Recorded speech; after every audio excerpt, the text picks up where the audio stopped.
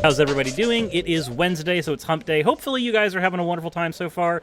If not, maybe we'll be able to fix that, though I don't think talking about the Southern strategy generally is what people do whenever they want to have their day improved. Usually that just makes me depressed, despondent, and generally speaking, it makes me want to do one of these. But, you know, that's fine.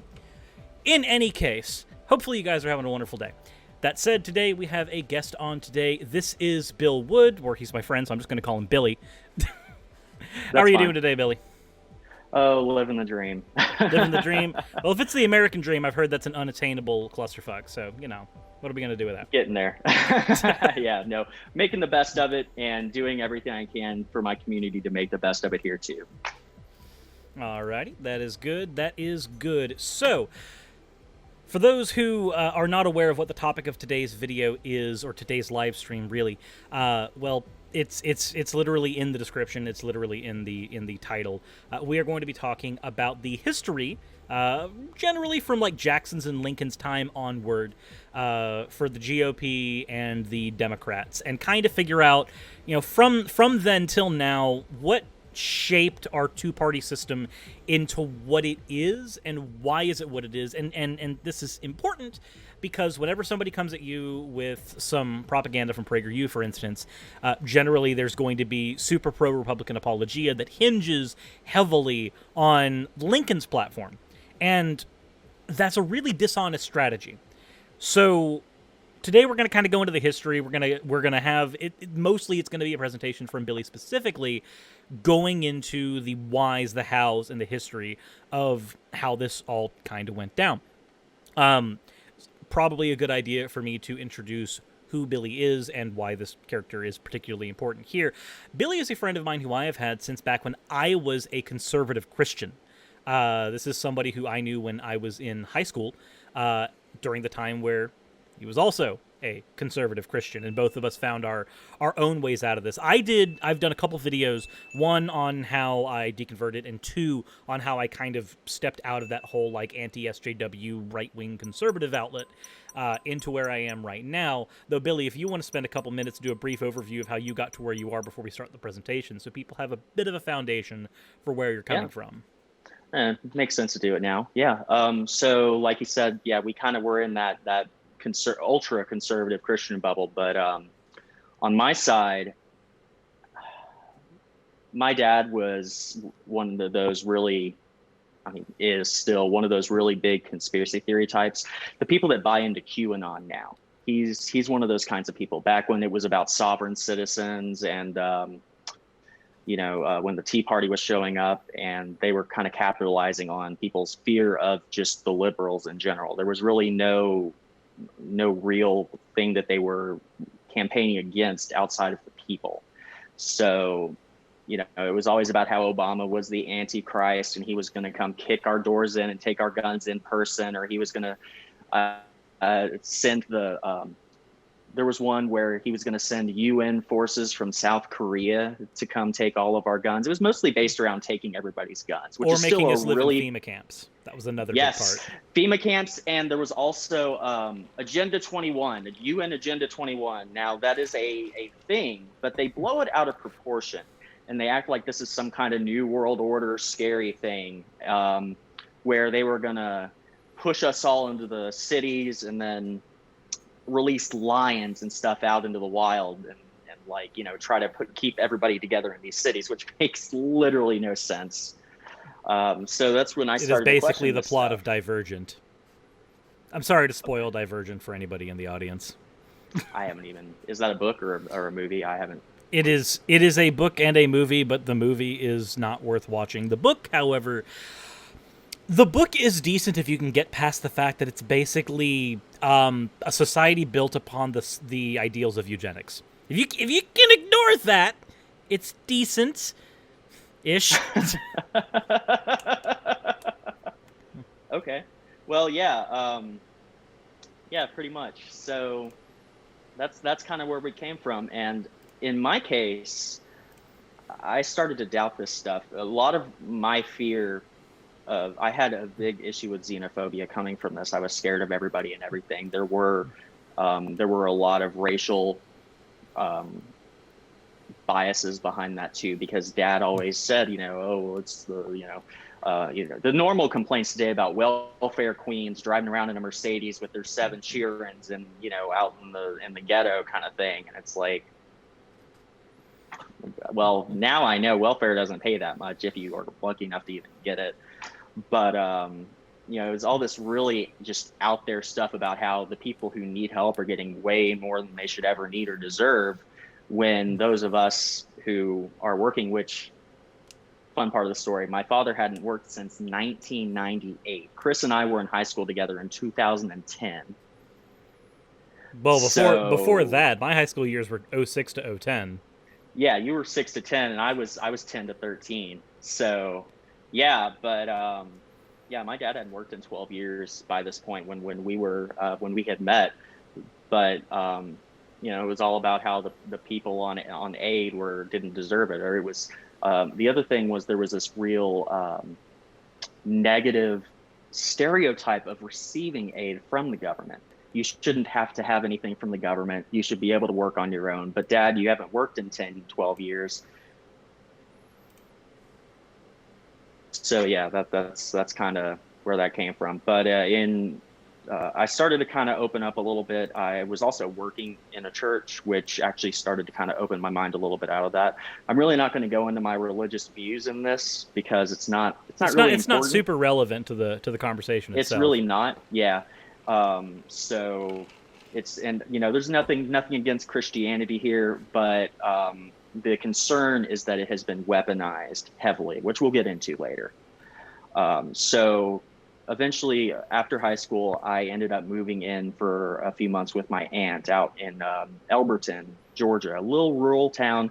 But she was a retired business ethics professor. She taught at the University of Pennsylvania, and then later she was the chair of business ethics at the University of Iowa. She has 3 editions published of her textbook, which the 3rd edition I helped her work on. And it was living with her and perusing her. I mean, she had a room full, just massive library, and talking with her about her, her past and the stuff that she's talked about, that started really opening my mind towards, what else has been going on. Fun fact, she actually had Rick Santorum as one of her students, although she's very disappointed in him. Rick Santorum, senator from Pennsylvania, I believe, and then a GOP presidential candidate in 2012. So yeah, that fun fact. But anyway, that's pretty much it. I came back down to Pensacola, where we're from, about later in 2015 when I started my job, and here we are. And now we are at where we are right now. So I know that because you had your journey where you got to where you are, as a result, you ended up doing a lot of research into why the political parties operate the way they do. Absolutely. Just like how when a lot of my stuff was focused around theological discussions, because when I was younger, I wanted to actually be a theologian. So I studied the Bible a lot. I went to extra classes, and then as I started to grow older and learn things, especially things about other religions, that's when I started to go, wait, hold on, maybe all my eggs are in one basket and they're in an awkward place. Now I'm just an atheist. But the journey of actually studying is a thing that it kind of slowly, organically deconverts you from extremist views. Because that's where I was at the time. I went to Pensacola Christian Academy, which is Seventh-day Adventist, young Earth creationists, just kind of having their own little baby. It's propaganda school, literally. It's a stain on Christianity. It makes Christianity look a lot worse than it is. And so growing up in that environment and learning more about theology, like that slowly just organically pushed me away. And if you guys want that story, that's in a video that I did 3 years ago that you guys can go look for if you desperately need to. But point is, when you go on these journeys, you generally do a lot of research, and that gets you to a position that is not your starting one. If you come to any research of any kind and you leave at the exact same starting position that you did after years of research, then you're probably engaging in confirmation bias, because there's no guarantee that you as an individual could have gotten every possible thing right along the way. So just to little plug there. Maybe engage in some growth if you have some ability to. That's a thing to the audience. That's a thing that I'm still doing every day, hopefully. But as a result, we all should be every day. You know, always grow. As a result, we do have this situation now, though, where opinions do shift. So, I'd imagine at some point when you were doing research, helping with the textbook, when you were basically exposed to ideas that were not the same as like conservative parenting would have led you down. At some point, you had to come across the idea of what the Republican platform looked like in Lincoln's days and how that's kind of juxtaposed to what we have right now. And for fun fact, even before that, we had the Democratic Republicans, which is its own fun little story. But we're going to kind of start from Jackson and Lincoln and move forward there, because I think that's where we get the biggest juxtaposition. Andrew Jackson was one of the most... I think I'm comfortable saying one of the most racist presidents we had.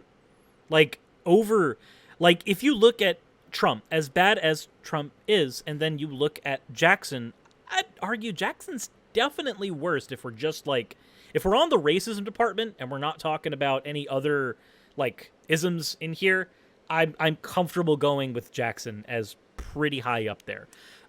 Even Lincoln, while he was progressive for his time, was very much a white supremacist, as far as we would view him now.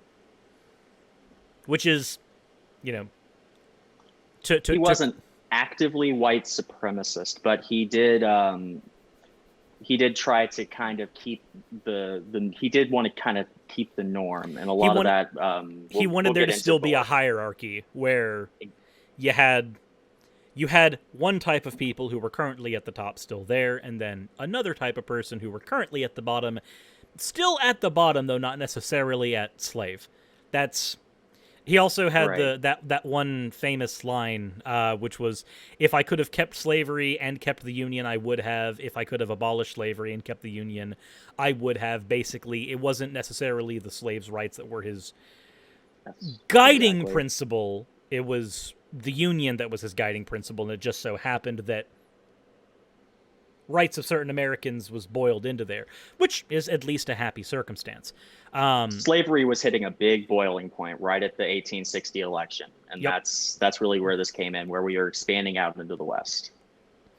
So, given that, it is probably a good idea. Let's go ahead and start with what Lincoln's platform was, and then take a look at a few years beforehand, take a look at Jackson, so that we're not just saying these ideas and assuming that everybody knows who these people are and what we're talking about, because there are some people in the audience who aren't necessarily American, and even if you are American, the public education system hasn't been very thorough with American history. I'll just go ahead and say that. Yeah, it depends on who taught you and what state your curriculum was in, and then, that kind of thing. And of course, then we got to in the 2000s when they started saying Common Core. That became a dirty word, but it's having a common core of education for, is a good thing. Not to mention that's usually Common Core mathematics that people get angry at. But from what I've seen from Common Core, the teaching methods may not be entirely fleshed out, but it's less about memorization and more about understanding method. Exactly. That's the whole thing about Common Core math, is the parents hate it because they don't get it. The teachers hate it because they have to learn the new way, but it's about teaching the students why math works and not just memorization. We're finally coming around to the idea that memorization is not all that school is. And for some of us that were kind of in the higher spectrum of, we had gifted programs and stuff that, I guess I was under, but we didn't learn by memorizing. We learned by tactile and doing more... projects was usually the way that, I don't remember any of the dates that were thrown at me in history class, but I remember Joe McCarthy because I was told to do a project on Joe McCarthy. We're going to get into that one too. I remember a lot of the stuff about him very vividly, but that's because I had to sit down and just get onto brass tacks where that particular character was concerned. And given that my political leanings have moved further left over the years, McCarthy has become quite the center point in certain conversations and groups that I'm in. And his whole downfall, Joe McCarthy, was, after all that stuff, when they started bringing him down on the Senate floor, they found McCarthy was just just slap face drunk on the Senate floor, like just slurring out. You sounded like your angry drunk uncle, like tweeting on Twitter. Oh, I mean, that might sound like Trump, but it sounds like your drunk uncle screaming at you across the table at Christmas. That's basically Joe McCarthy, just slur yelling in the floor of the Senate. It's it's a shame. It's awkward though that the thing that got him at the end really was decorum and not the substance of what he was saying being wrong. Which... Right, and the decorum is what started to invalidate the point, at least. But it is sad that everybody was just kind of on board until it's like, good Lord, this guy's a drunk loony. And it's like, well, yeah, he might be a drunk loony, but that's literally an ad hominem fallacy. But that's ultimately what ended up being his downfall, because most people don't know informal logic, which, it's fine. Yeah. You don't have to know it. But it's funny when you do know it to be able to point stuff like that out and go, yeah, he's wrong, but not because he's drunk. That said, let's go ahead and go into what Lincoln's platform looked like, and then we will continue from there. I'm going to preface this just a little bit, because since Lincoln was the first actual Republican nominee for office, we are going to go a little bit back to right before that. So by the end of 1860, the Whig Party had pretty much just fallen apart. They had their establishment Whig politicians, former free soldiers, and anti-Catholic populists. I think they were called the Know Nothing movement, and they just decided to run into this kind of the Republican Party that was starting at the time. They branded themselves anti-slavery, but that came with caveats. Well, the Whig, and for those who don't know in the audience, the Whig Party specifically was an oppositional party formed to fight Andrew Jackson's Democrats at the time. So, well, yeah, is it Democratic Republicans still at the time, or had they gone Democrats by then? So in the reference stuff that I've got for this, it says Democrats specifically. Okay. But depending on timing, it could be Democratic Republicans. I'd have to actually dig in as opposed to just looking at reference notes.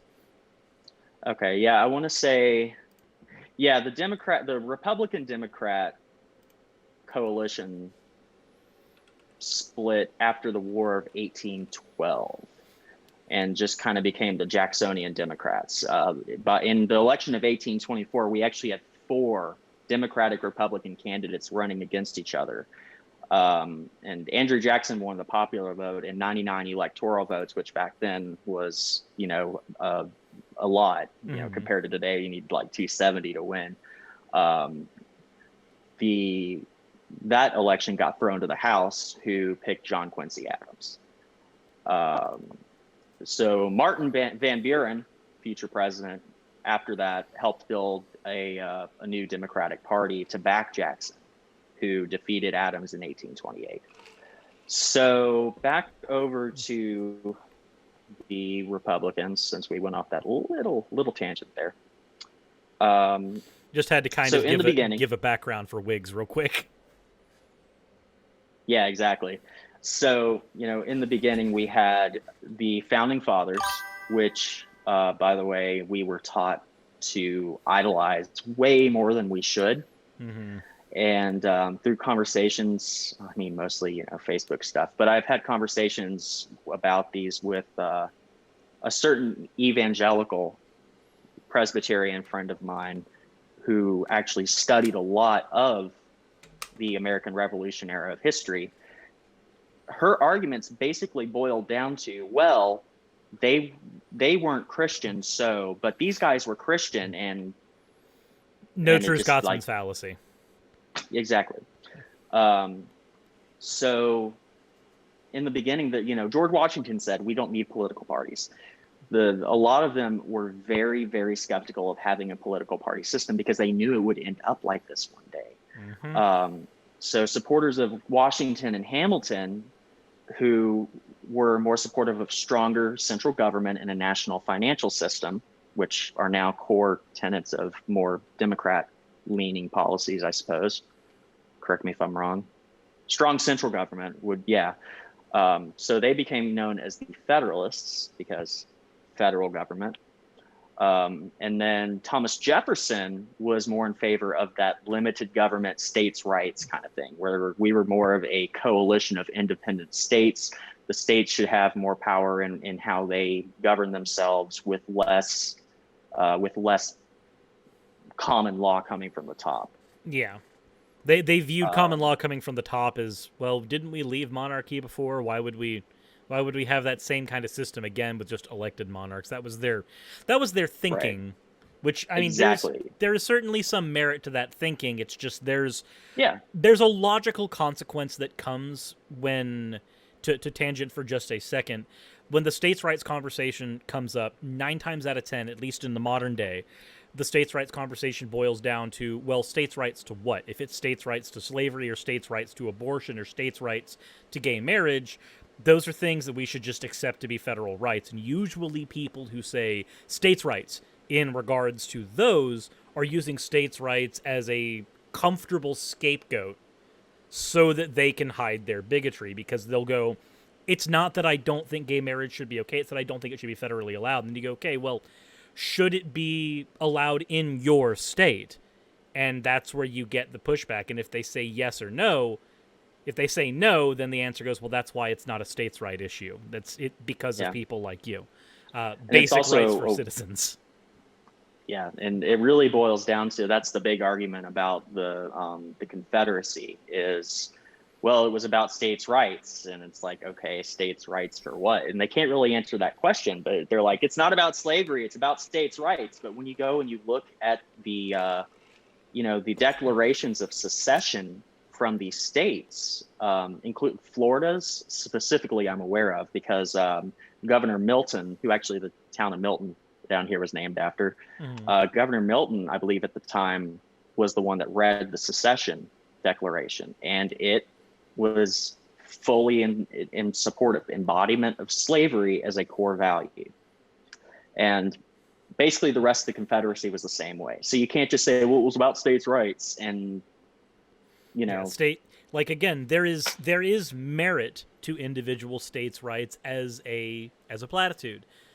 Right. But when you talk about the individual rights, there are certain ones where you have to go, well, why is this one a states' rights issue? Like, why is slavery a states' rights issue? Why is gay marriage a states' rights issue? Why is this one? Like, when you get into the individual ones, generally speaking, that's when you can kind of get somebody to go, well, it's not really about states' rights. It's that I just want to live somewhere where this doesn't happen. Like, exactly. Okay, well, then it should say that. It should come down to any human right, any basic human right should be federally overseen. The states can have control of the way that they do their stuff, because stuff is different in different states. Just like, around the world, we have different governments that run different ways, because culturally those systems work. We don't go into the Middle East and knock out a government that's perfectly functional and replace it with something that doesn't, just, because we think it's better. We do it for other reasons. I was about to say, well, we do that. We just don't say it for those reasons. For other reasons. It's like what we did in South America. Anyway, all right, so back on track. Yeah. So after the War of 1812, the Federalist Party dissolved, and by the 1830s, the Democratic Republicans had moved into the Democratic Party, which, like I said, rallied around Andrew Jackson. The opponents formed the Whig Party, and then we had the Democrats and the Whigs. So in the 1850s, the issue of slavery started to come up because we were expanding into the West, and the question came up, well, does slavery extend to all these territories as we're moving out here, or should they have their states' right to choose whether or not to allow it? Yeah, so that ripped apart those coalitions. So we got new political parties out of there called we had the Free Soil and the American Know Nothing Party. And then we had the Kansas-Nebraska Act, which would have permitted slavery in territories by popular referendum. This kind of put together a movement against it a movement against it from a coalition of the Whigs, the Free Soilers, the Know Nothings, and disgruntled Democrats. Basically, the more liberal wing, the ones that said we really don't need slavery anymore. We shouldn't let them start slavery in the first place. And that's what became the Republican Party in the beginning. So that's 1854. I believe it was by 18, I want to say it was 1854. This is where we go over notes. Yeah, this is where I'm like looking at my notepad. Well, we'll just move ahead. So 1854, this all happened. So by 1860, 6 years later, we have a presidential candidate, Abraham Lincoln, running as a Republican. And the Democratic Party had started to splinter. They were running, I think it was 2 or 3 people over there that just didn't work, and that split. So it was really a 3 or 4 man race. So Lincoln, the Republican Party knew Lincoln was basically just a sure thing, and it turns out he was. But he did not win a single state in the South, if I recall correctly. And his platform, and yeah, Chris, while I'm talking, fact check me if I'm wrong. Yeah, I was actually like getting that typed in right now.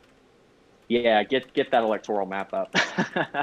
But basically the platform that Lincoln was running on, because Lincoln himself was not exactly a knock slavery out kind of person. He was doing what was the best for, keeping the Union together, because by then. Oh yeah, no, you're right. I just okay, looked cool. at it. That's what I thought. Yeah, Lincoln got everything from Maine all the way to Minnesota and Iowa. The most southern things he got were Illinois and California, but California only has a southern portion. Just looking at a map, it's not actually the South. And Illinois was his home state. Yeah, so that's exactly like the furthest south he got was Illinois as far as what he actually earned, but he got like 59% of the vote because the vote was split 4 ways, and the closest person to him only got 24% of the vote, and they got every southern state except for looks like Delaware and one other state, but I can't. It's very small because I have it's a map this small. And I have it blown up so the resolution. Is it one of those little ones in New England? One of those little ones? Yeah, it's probably like Rhode Island or something. It's a very, very small one. So it's Lincoln basically just got northern states. They knew Lincoln was a sure thing. They knew the Republicans were going to win that year because of how splintered the Democrats were. So that's where he really ran in, and he only got 40% of the popular vote. So by that point, the southern states, again, none of which voted for him, they were like, all right, well, that's it. We're going to secede. Lincoln couldn't even get to his inauguration before they started seceding. And actually, there was an assassination attempt planned on Lincoln on his way to the inauguration. They were going to shut him down. And let me see. I can't remember specifically what happened. They knew it was coming. They told him it's coming. I think he said go anyway. He was going to stop in Philadelphia. I don't remember that history. I'm sorry. But basically, they were already trying to kill him before he got inaugurated. That's how bad it was. He was just a threat to the status quo, so he must go. Yeah, they were just like, yeah, exactly, just GTFO. So yeah, they tried to kill him, and 7 states seceded from the Union. So from that point, when Lincoln came into office, he took this position of, well, do what you want, but we are going to supply and maintain and defend federal land. So anything that was, forts, military bases, any installations like that, where they would still considered Union territory, although technically they considered the whole thing still Union territory, but they said we are still going to stock and supply our military enforcements. So, yeah, eventually,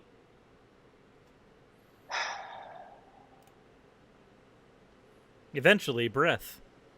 yeah, sorry, I just.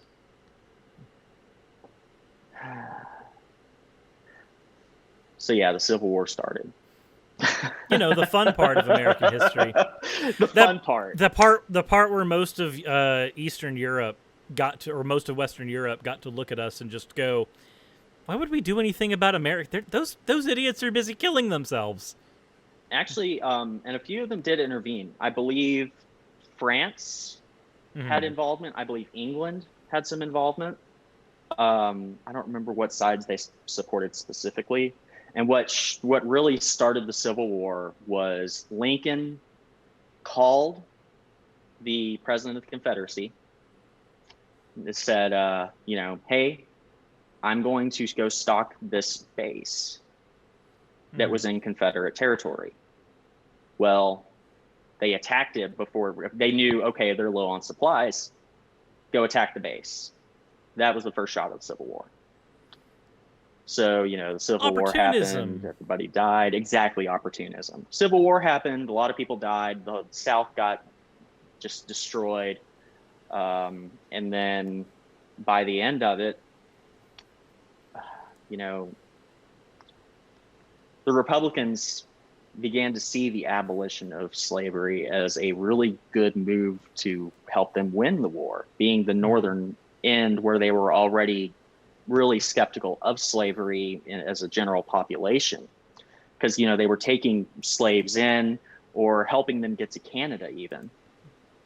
So in 1863, as we all know, the Emancipation Proclamation was issued by Abraham Lincoln, and by the end of the war, the Republicans had a majority in Congress, so they pushed through the 13th Amendment, formally abolishing slavery. So I believe back then the presidential system was still the loser becomes vice president, which would mean Andrew Johnson was then the president after Lincoln's assassination. So he really just kind of didn't do anything.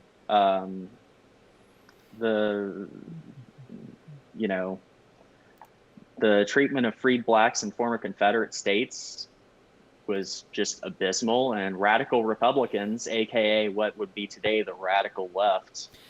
It was actually 1804 when the 12th Amendment was ratified, and that was when 13th. No. About the vice president. The vice presidency no longer going to the loser. Okay. So it would have been before Lincoln's presidency. Okay. That was specifically done. Okay, then I guess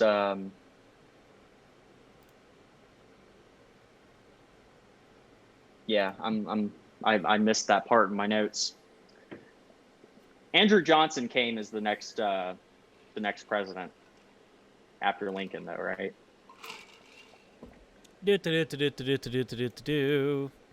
History fact checks. We've also got the fun Nature article up about the mutations of COVID, which is fun. Ooh. Yeah. Sorry, y'all. I came back after a really long day, so I'm slipping a little bit. No problem. Yeah, Johnson was the president after Lincoln, after the assassination specifically, when that happened. So, which means that he would have been sworn in because he was the vice president. Yeah, he was the vice president at the time of the assassination. And he was a Democrat.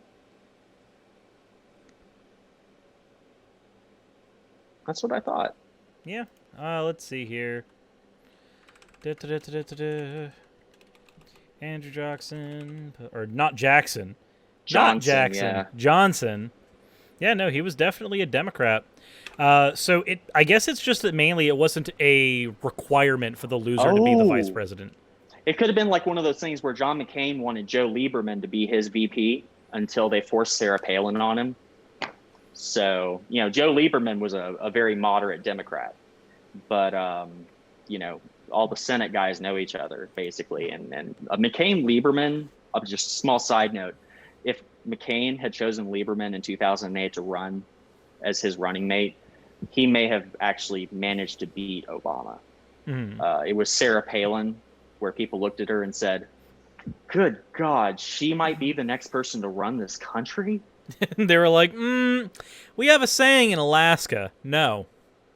And of course, Tina Fey was a beautiful representation of Sarah Palin. You know, I can see Russia from my house. I love Tina Fey. We've got we had a comment in the section or in the live chat from Mathematical Cabbage. Okay. Both of those Andrews were not fun. Both Jackson and Johnson. And yeah, we've also had some points. Like, as I was looking up the date for the 12th Amendment, divine disbelief in the comment section was like, it was 1804. They stopped doing that officially in 1804. That was when the 12th Amendment happened. So I'm just like, I'm looking through. It's funny that, like, as I'm going through and making sure that things are correct, there are some people in the chat who are making sure that things are correct as well. Yeah, I am looking at the chat here. I see, lol, no, Obama beat McCain by nearly double digits, which, thank the Lord. But it would have at least changed the map quite a bit if McCain had chosen Lieberman, because picking a Democrat as your running mate would have pulled a little bit of the electorate away from Obama. But a lot of people really did want that change because, you know, Bush just tanked the economy and went into a war to avenge basically the nonsense that his dad did. Bush 1 called Saddam Hitler and went and spent just like bombarded Kuwait and stuff in Desert Storm, killed a bunch of civilians, and then just declared it over like, hey, we killed everybody, we're done. So I guess the next thing to go over, we've gone over the history behind why we even had the slavery being an issue for the Republican Party in the beginning. Let's take a look at what the Democrats were around this time. Let's take a look at Andrew Jackson real quick and see around what... Because remember, there was a whole political party established just to deal with this guy. So let's take a look at Jackson's Democratic Party and see why this is usually used as a argument against people who are Democrats. Now, I'm one of those people who is Democrat not because I want to be, but because there's not really an effective way in the current United States to do anything left-wing outside of that framework, which really blows. The only person that managed to actually do that was Bernie Sanders, because he had gone through so much in Vermont working on the ground for his people that they all knew him. They knew he was on their side, and he ran as an independent and an open socialist and got elected to Congress and the Senate, and would have probably had a much better chance at the presidency than Hillary Clinton, because, you know, nobody likes Hillary, and Hillary famously said that, oh, nobody likes Bernie. It's like there's more people that like Bernie than like Hillary, and there are more people that like Biden than Bernie, only because Biden came off the tail end of Obama's presidency. There are more people also that know him as more than just that socialist over there. And when you know more about his past, he, like me, actually, you know, knew he wanted to be president of the United States from his adolescence. He knew that's what he wanted to be. And, you know, he worked his way up. He had some tragedy. He almost died of a brain aneurysm during his first campaign for president, actually. Almost died of a brain aneurysm right after he had to fall out of the race. You know, he lost his first wife and, you know, and one of his sons, I believe.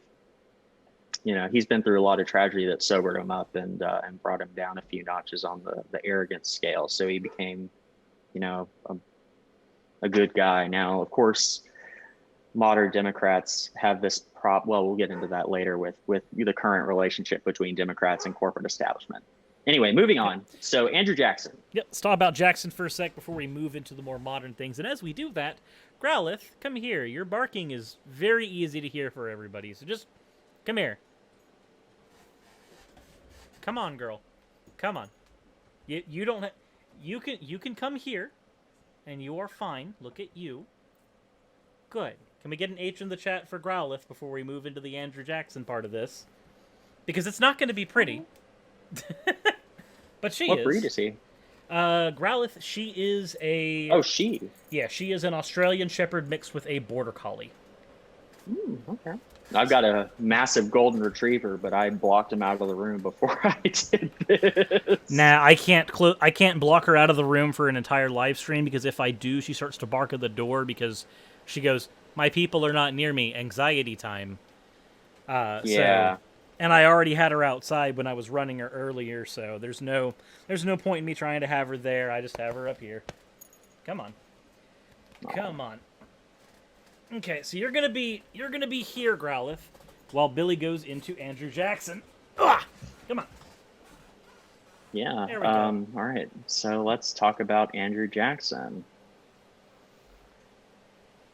That is my face. So, actually, I'm thinking, should I get this? I think I'm going to pull up a chair real quick. Probably a good idea, all things considered. I like to stand when I lecture like a teacher, but it's been a long day. And then the knees start giving out. Hi, Growlithe. All right, so, so we had we're going back a little bit to the election of 1824. We had 4 members of the Democratic Republican Party that ran against each other. Andrew Jackson won the popular vote. We're talking about Andrew Jackson? Yeah. Andrew Jackson. Johnson. No, we're talking about Jackson.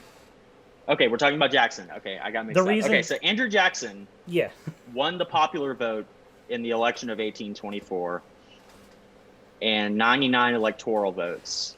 But the lack of that electoral majority pushed that into the House, and the House of Representatives awarded the presidency to John Quincy Adams.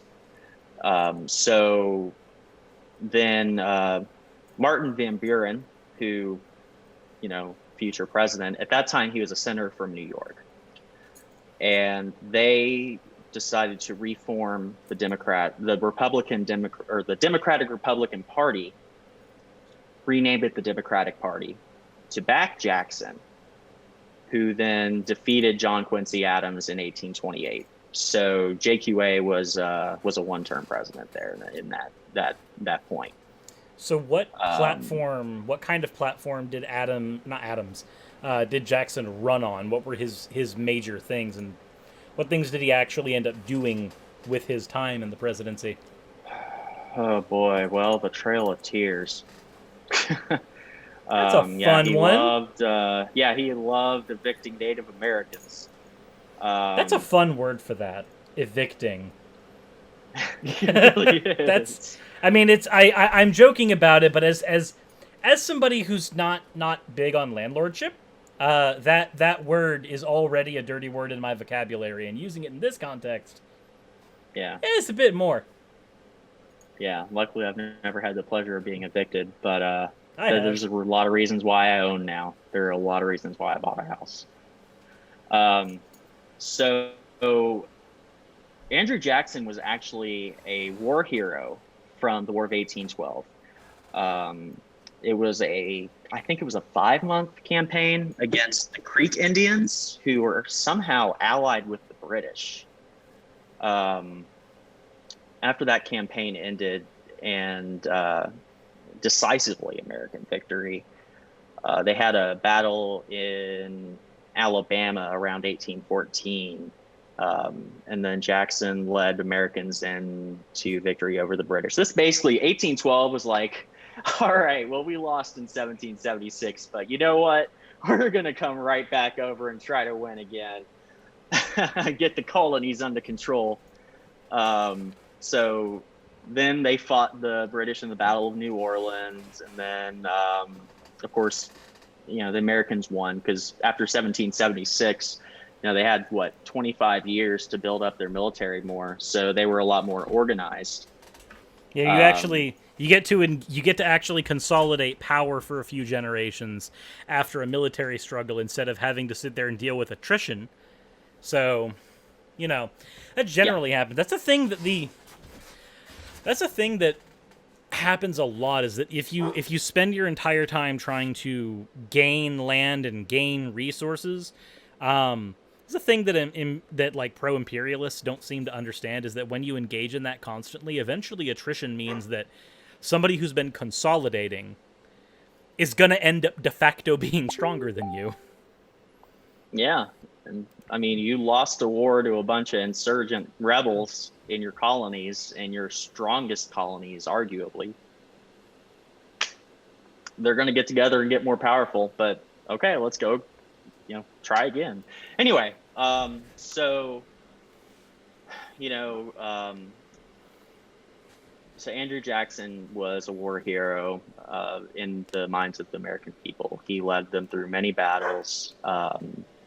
Horseshoe Bend in Alabama was the last one I mentioned. Then we had victory over the British in the Battle of New Orleans in 1815. And that actually occurred after the end of the War of 1812. But before the news of the Treaty at Ghent had reached Washington. Gotta say, Britain also did effectively win the War of 1812. Probably a probably a thing to note. Under what, like when you're playing Civilization and there are all those different ways to win, like what kind of win was it for the British? So the thing is that it was it wasn't that that war was an issue specifically. It's that after that war, they were also dealing with like shit with Napoleon over on the Europe side. Oh, right. So over in America, the War of 1812 was kind of a sideshow thing. So they ended up doing the Treaty of Peace and Amity with America after that point because they won, but they had other shit to deal with. So they decided, okay, well, a Treaty of Peace is probably the best way to handle this instead of trying to engage in more attrition. Yeah, a multiple front war against two separate enemies.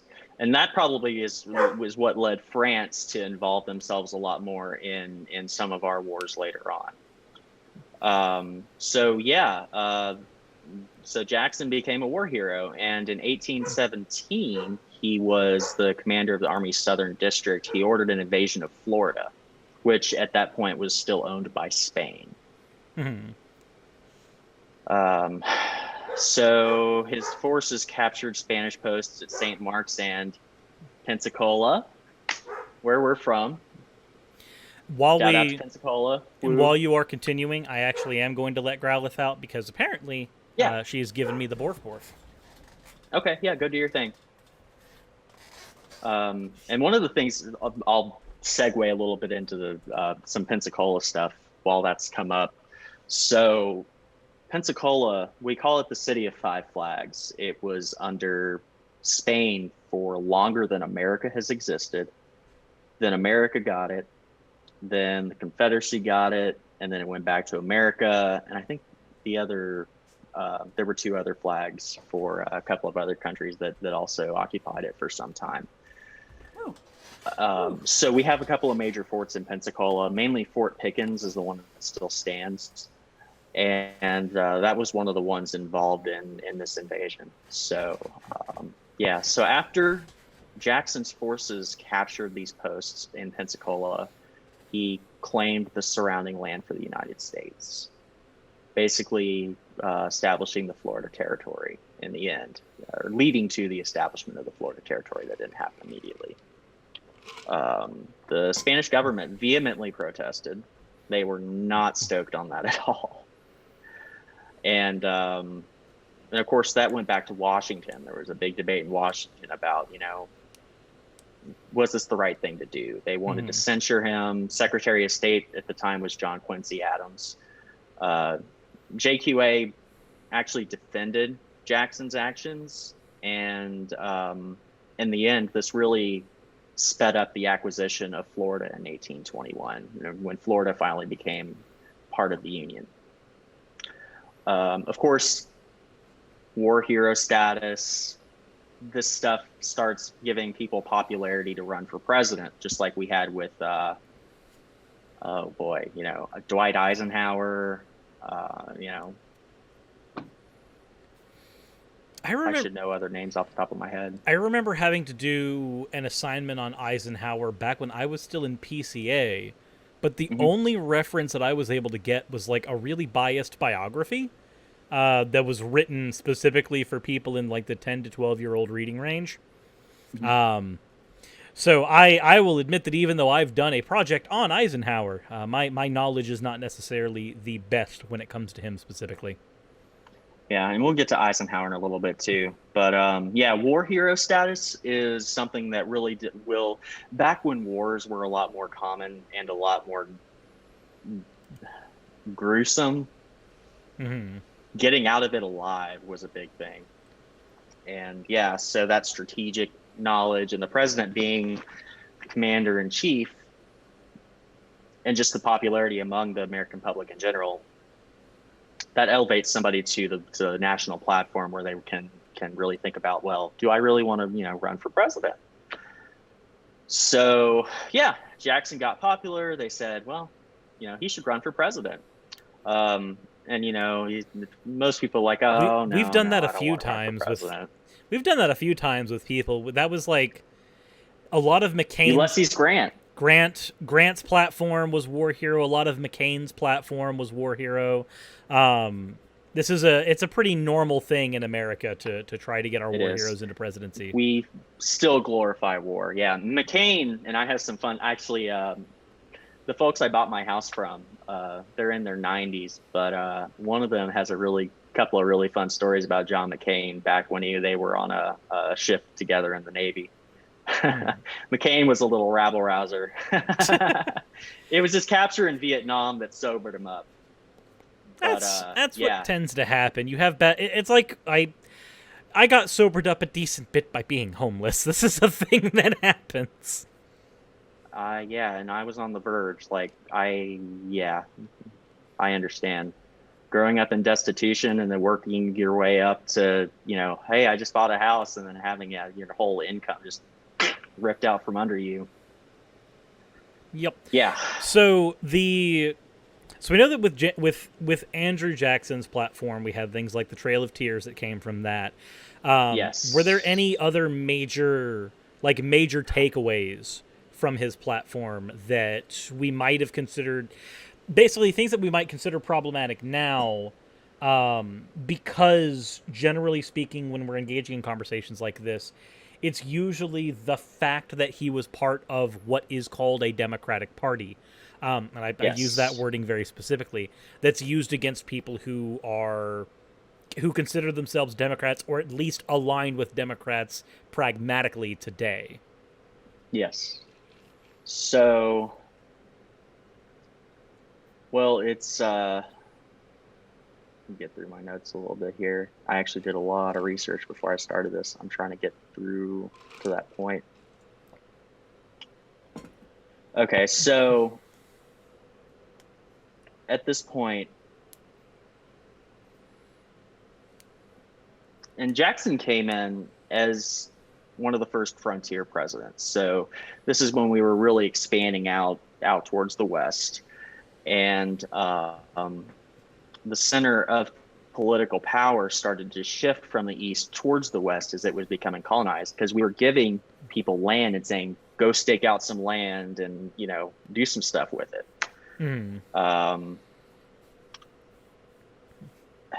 So his supporters and opponents would shape themselves eventually into these two political parties, which at that time were the Democrats, formerly Democrat Republicans, and the anti-Jacksonites, which were the Whig Party, which, we keep going back to this before Lincoln thing.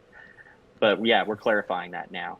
So Jackson was one of those ruling with an iron fist presidents. He made it very clear that he was the absolute ruler of his administration's policy, and that he did not. I am the Democratic Party. Yeah, actually, we can really compare this to how Trump runs his administration. There's a reason why so many administrative seats are left unfilled, because he's consolidating the power upward to him, even though he may not have as much interest in running the job or the day-to-day or reading his intelligence reports.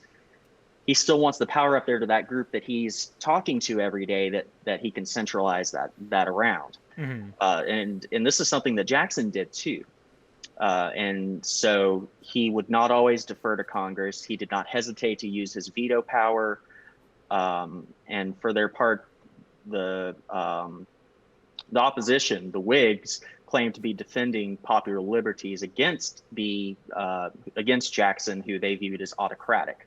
Mm-hmm. And actually, they there were some political cartoons back in the day that they actually referred to him as King Andrew I. Because of the iron-fisted rule issue. Exactly. Yeah. So one of the biggest things at that point in time was the Bank of the United States. And this was the original kind of federal banking system that emerged after the Revolution. And it was the charter was due to expire in 1832. Jackson opposed the bank. They saw it as a privileged institution and an enemy of the common people. Not untrue. Not untrue, depending on how it was implemented. Not untrue. Mm-hmm. And his opposition's argument, they, just had their argument for why, basically. I mean, it made its way through Congress, and then Jackson vetoed the recharter, saying that the bank constituted the prostration of our government to the advancement of the few at the expense of the many, which is, a reasonable point, but we still needed a central bank to manage money. Mm. So despite this controversial veto, Jackson won his re-election over Henry Clay with 56% of the popular vote and 5 times more electoral votes. Yeah, that's still kind of a weird way our electoral system works, though, when you think about it. Yeah, the Electoral College as a whole, that's another rabbit hole. That's a topic for another video. That's something that we might actually see a little bit. I think Biden's looking at... I know he's got a panel on judicial reform coming up, and I believe at some point they are going... It might not be during Biden, and Biden is likely going to be a one-term. I highly doubt he's going to run again in 2024. He's probably going to step down and let Kamala take his place. But it's going to come up before 2030 about, is this really something that needs to happen? I think so we have about 30 minutes left on the show. So, wow. Yeah, we've been going for an hour. So we do need to go into the next part, which would be... Let's go ahead and move to 2 specific things that kind of shaped how Democrats and Republicans are viewed now. Because we've gone over how Democrats and Republicans were viewed at kind of their inceptions. You have the Jackson's Democrats, and then you have Lincoln's Republicans from when they were formed. Now let's take a look at more of like your New Deal Democrats and your Southern strategy Republicans, and why those platforms shifted in a lot of ways. I know that a lot of times we say the party's flipped. That's like 90% true. They flipped on a lot of things, but there's still some things that weren't necessarily like actually flipped on. The flipping is very much and people like to think it was a... No, it wasn't. The Southern strategy was a very long-term process. It was not an instantaneous thing. Exactly. But it is...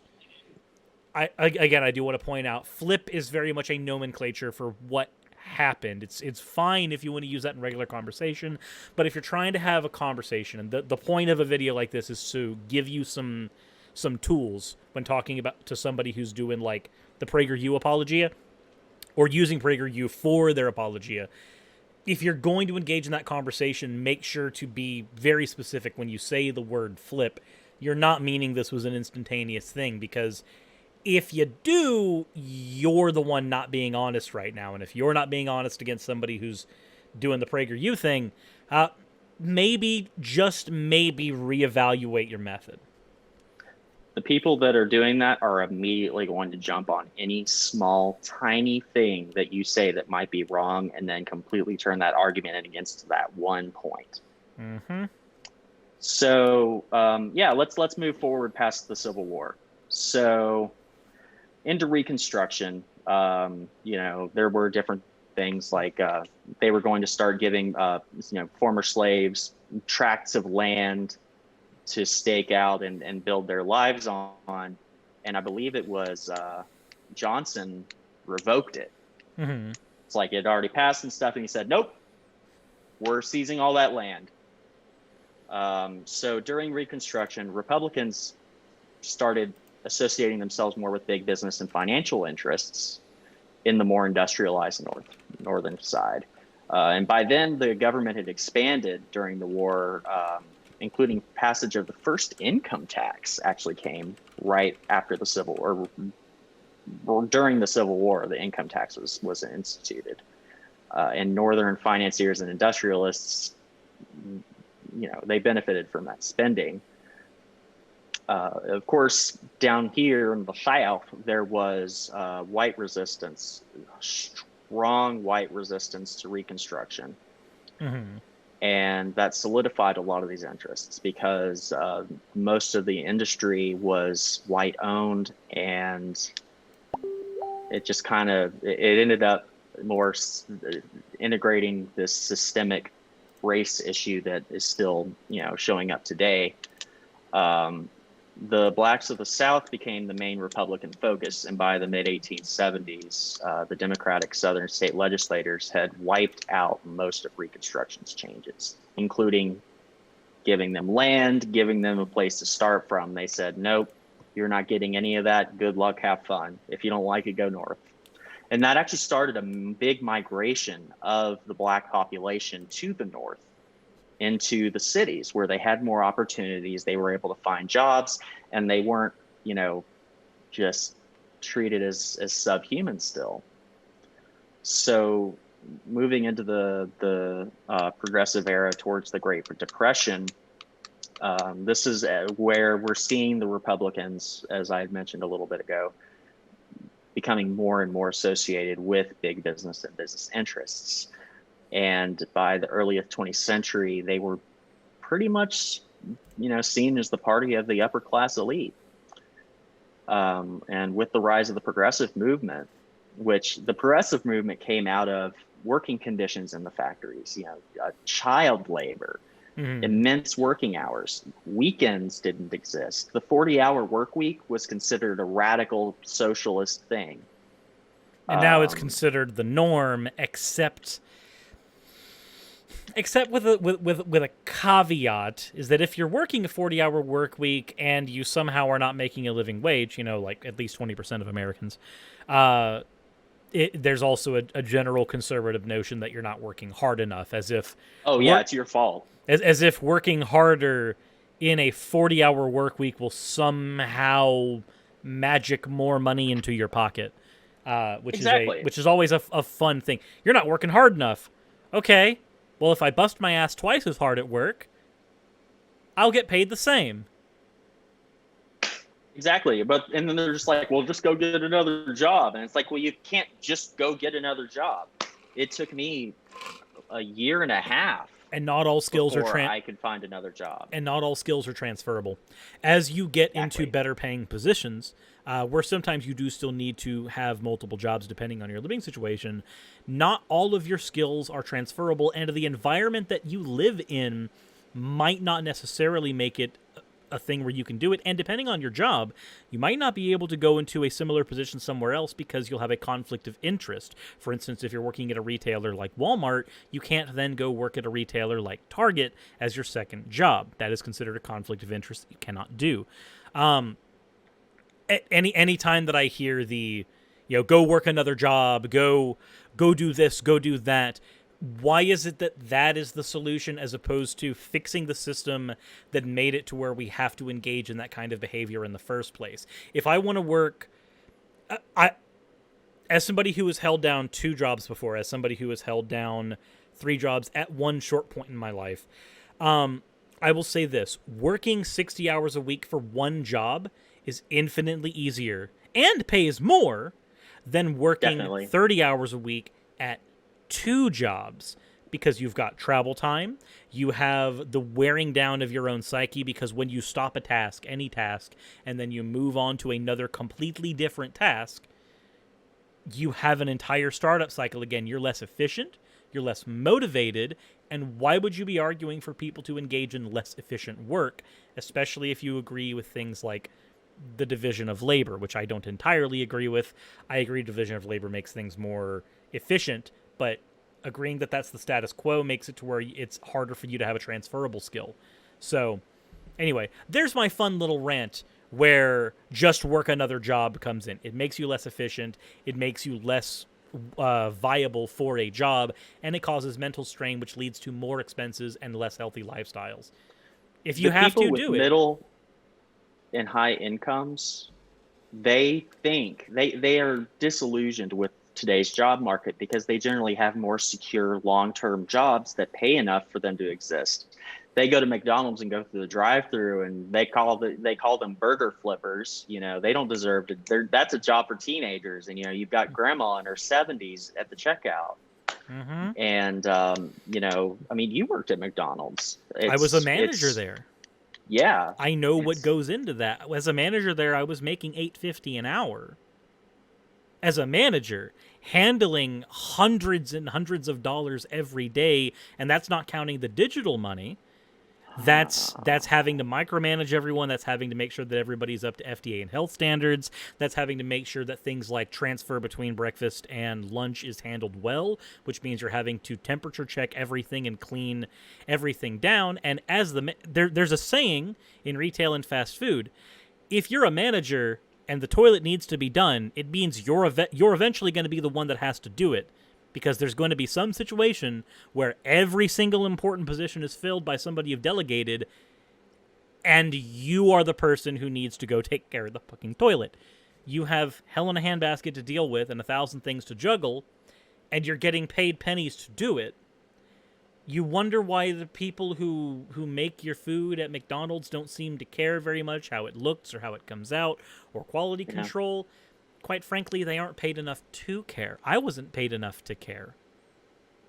I see some comments about universal basic income. And yeah, actually, I want to point out a couple of things about that.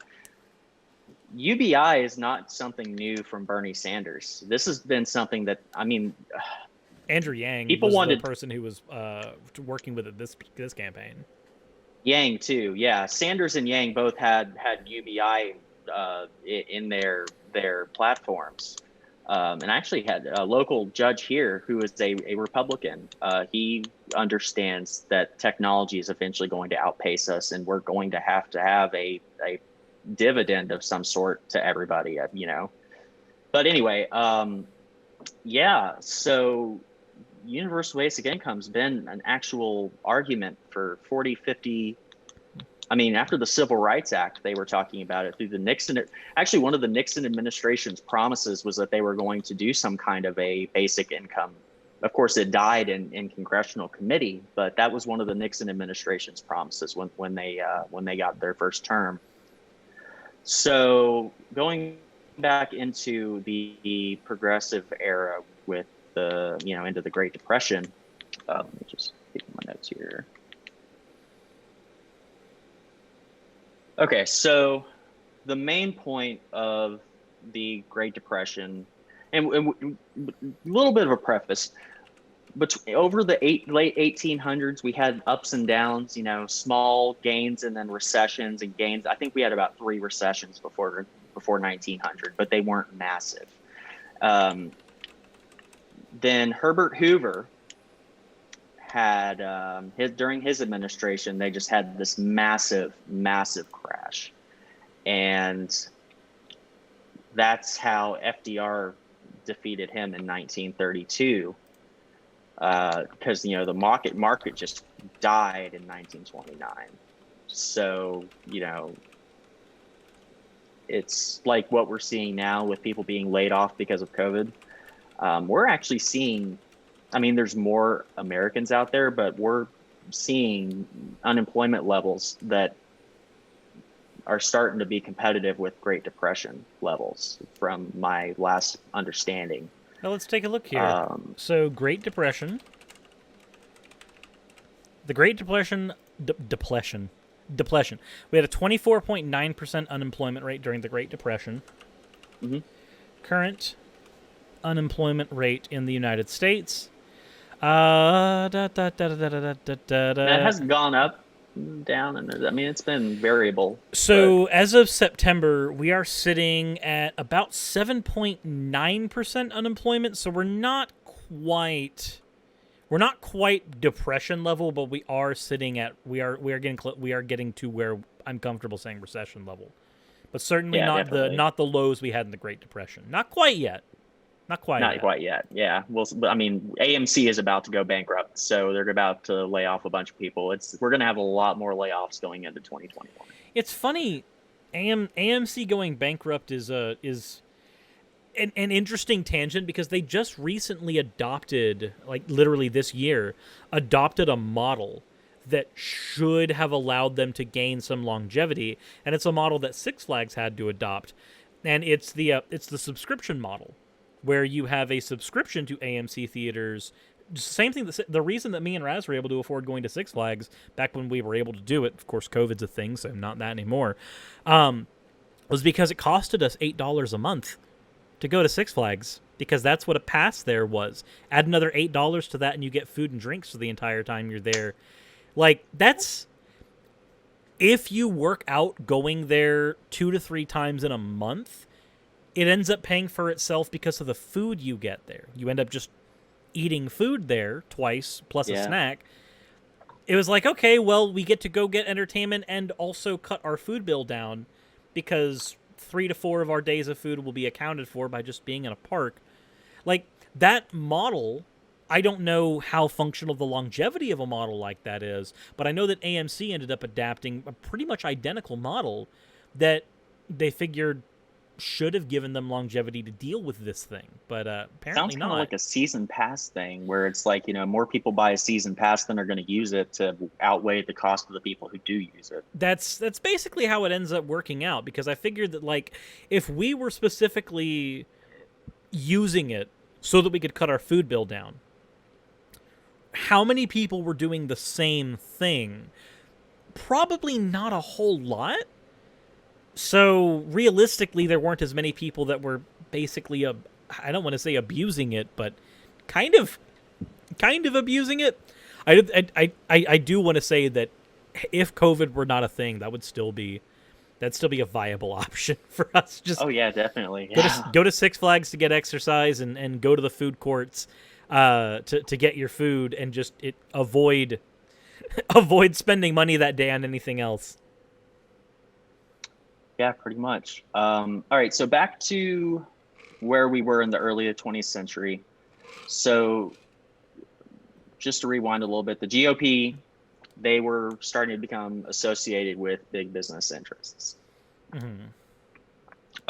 So the early 20th century, they started being the upper class elite representation. With the rise of the progressive movement, we're talking about improving working conditions, no child labor, good work weeks, etc. The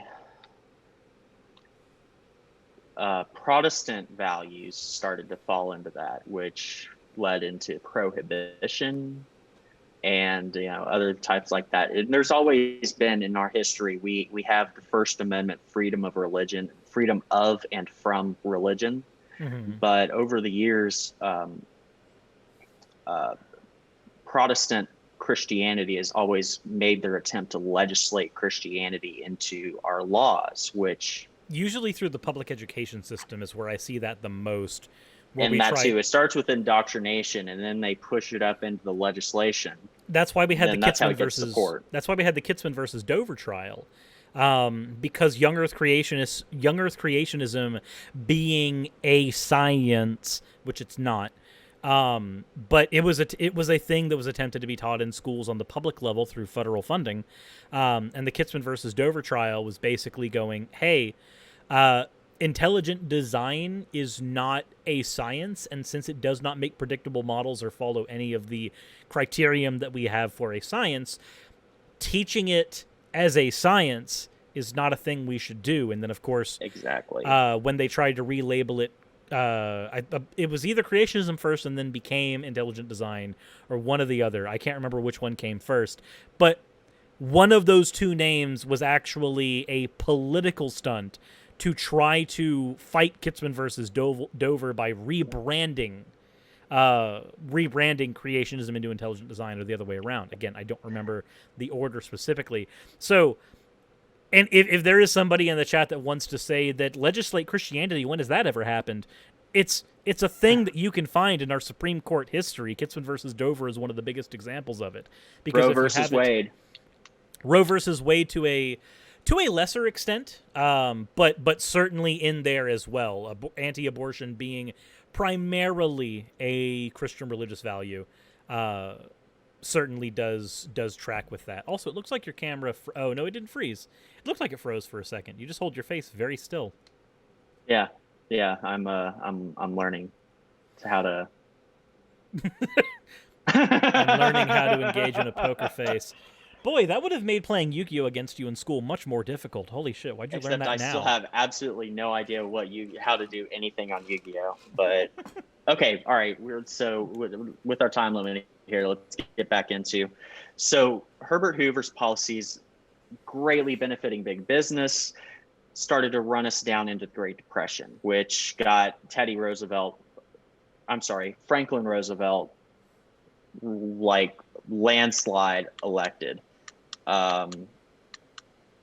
Teddy, while we're on that subject, there were some Republicans in his era that championed progressive social, economic, and labor reforms, and he was one of them. And they split from that conservative wing of the party after leaving office. This is where we start to see the Republicans shifting into profits over people. So Republicans and the big businesses benefited from the 1920s, the Roaring 20s. Then in 29, boom, everything falls down. We have the Great Depression. Of course, who are we going to blame for the crisis? The ultra wealthy and the people who enabled them. So we're at the point where we need direct government intervention to help these people. FDR comes in, easily defeating Herbert Hoover, who, of course, was part of everybody blamed for the crisis. So we come into the New Deal. The New Deal was a whole structure of social and economic reform that was supposed to give Americans, the goal was to get every American entitlement to basic human rights, including work programs like the Hoover Dam, I believe, was one of FDR's projects, right? I think. I don't remember specifically some of them, but infrastructure. They were building infrastructure. They were building everything. It really helped in the South while they were still recovering from Reconstruction too. But it also came with Social Security. I believe Medicare may have shown up at that point. There were a lot of programs that were designed to cushion the lower class. It was almost at the point, at that point in time, it was getting dangerously close to kind of universal basic income as a minimum wage standpoint. The minimum wage was established, by the way. And that minimum wage was actually livable at the time. Well, the original purpose of the minimum wage was that it should be a livable wage. Exactly, which has been undermined over the last 90 years to nix that. But it was supposed to be. It was supposed to be this thing that brought us all up into a more equal playing field. And FDR, there's this guy, he was elected 4 times for a reason, the only president that got elected 4 times consecutively, not only because of his positions in World War II as one of the big players, but because of how much he actually tried to help people. And that's one of the things that Bernie Sanders will go back to, is talking about FDR and how, you know. It should also be pointed out for people in the chat that we still have New Deal policies that are in place today, and anybody that tries to go, the New Deal didn't do the trick, well, yeah, it's a first step that if you want, on a later video, we can go into all of the different ways in which the New Deal was attempted to be subverted. This is the thing, whenever you make a good policy, if there are people who oppose it for whatever reason and they have any modicum of power, they can oppose something, and then apologists after the fact can go, but the New Deal didn't do the trick. Well, of course it didn't, because it was fought. Yep. It was designed to do something, and even if it passed full both chambers and the president with flying colors, a Republican administration, a majority can come in, gut it, and then say, oh, it was the Democrats. And that's kind of what we see lately is, you know, like with the Obama... The ACA has that. Yeah, exactly. Because there's issues with the ACA, things like the fine for not having health insurance is a stupid move, but...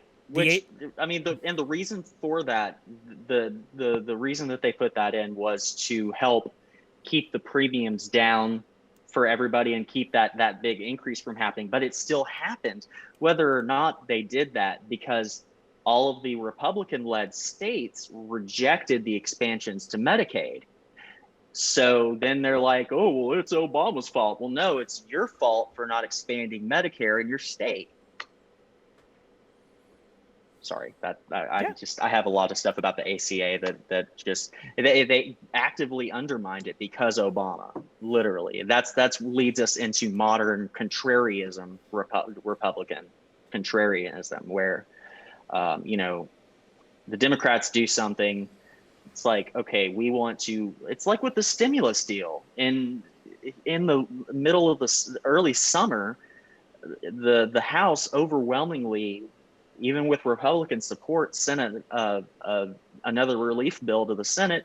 Mitch McConnell, the Senate Majority Leader, lets it sit on his desk, and just they don't even put it in Senate committee.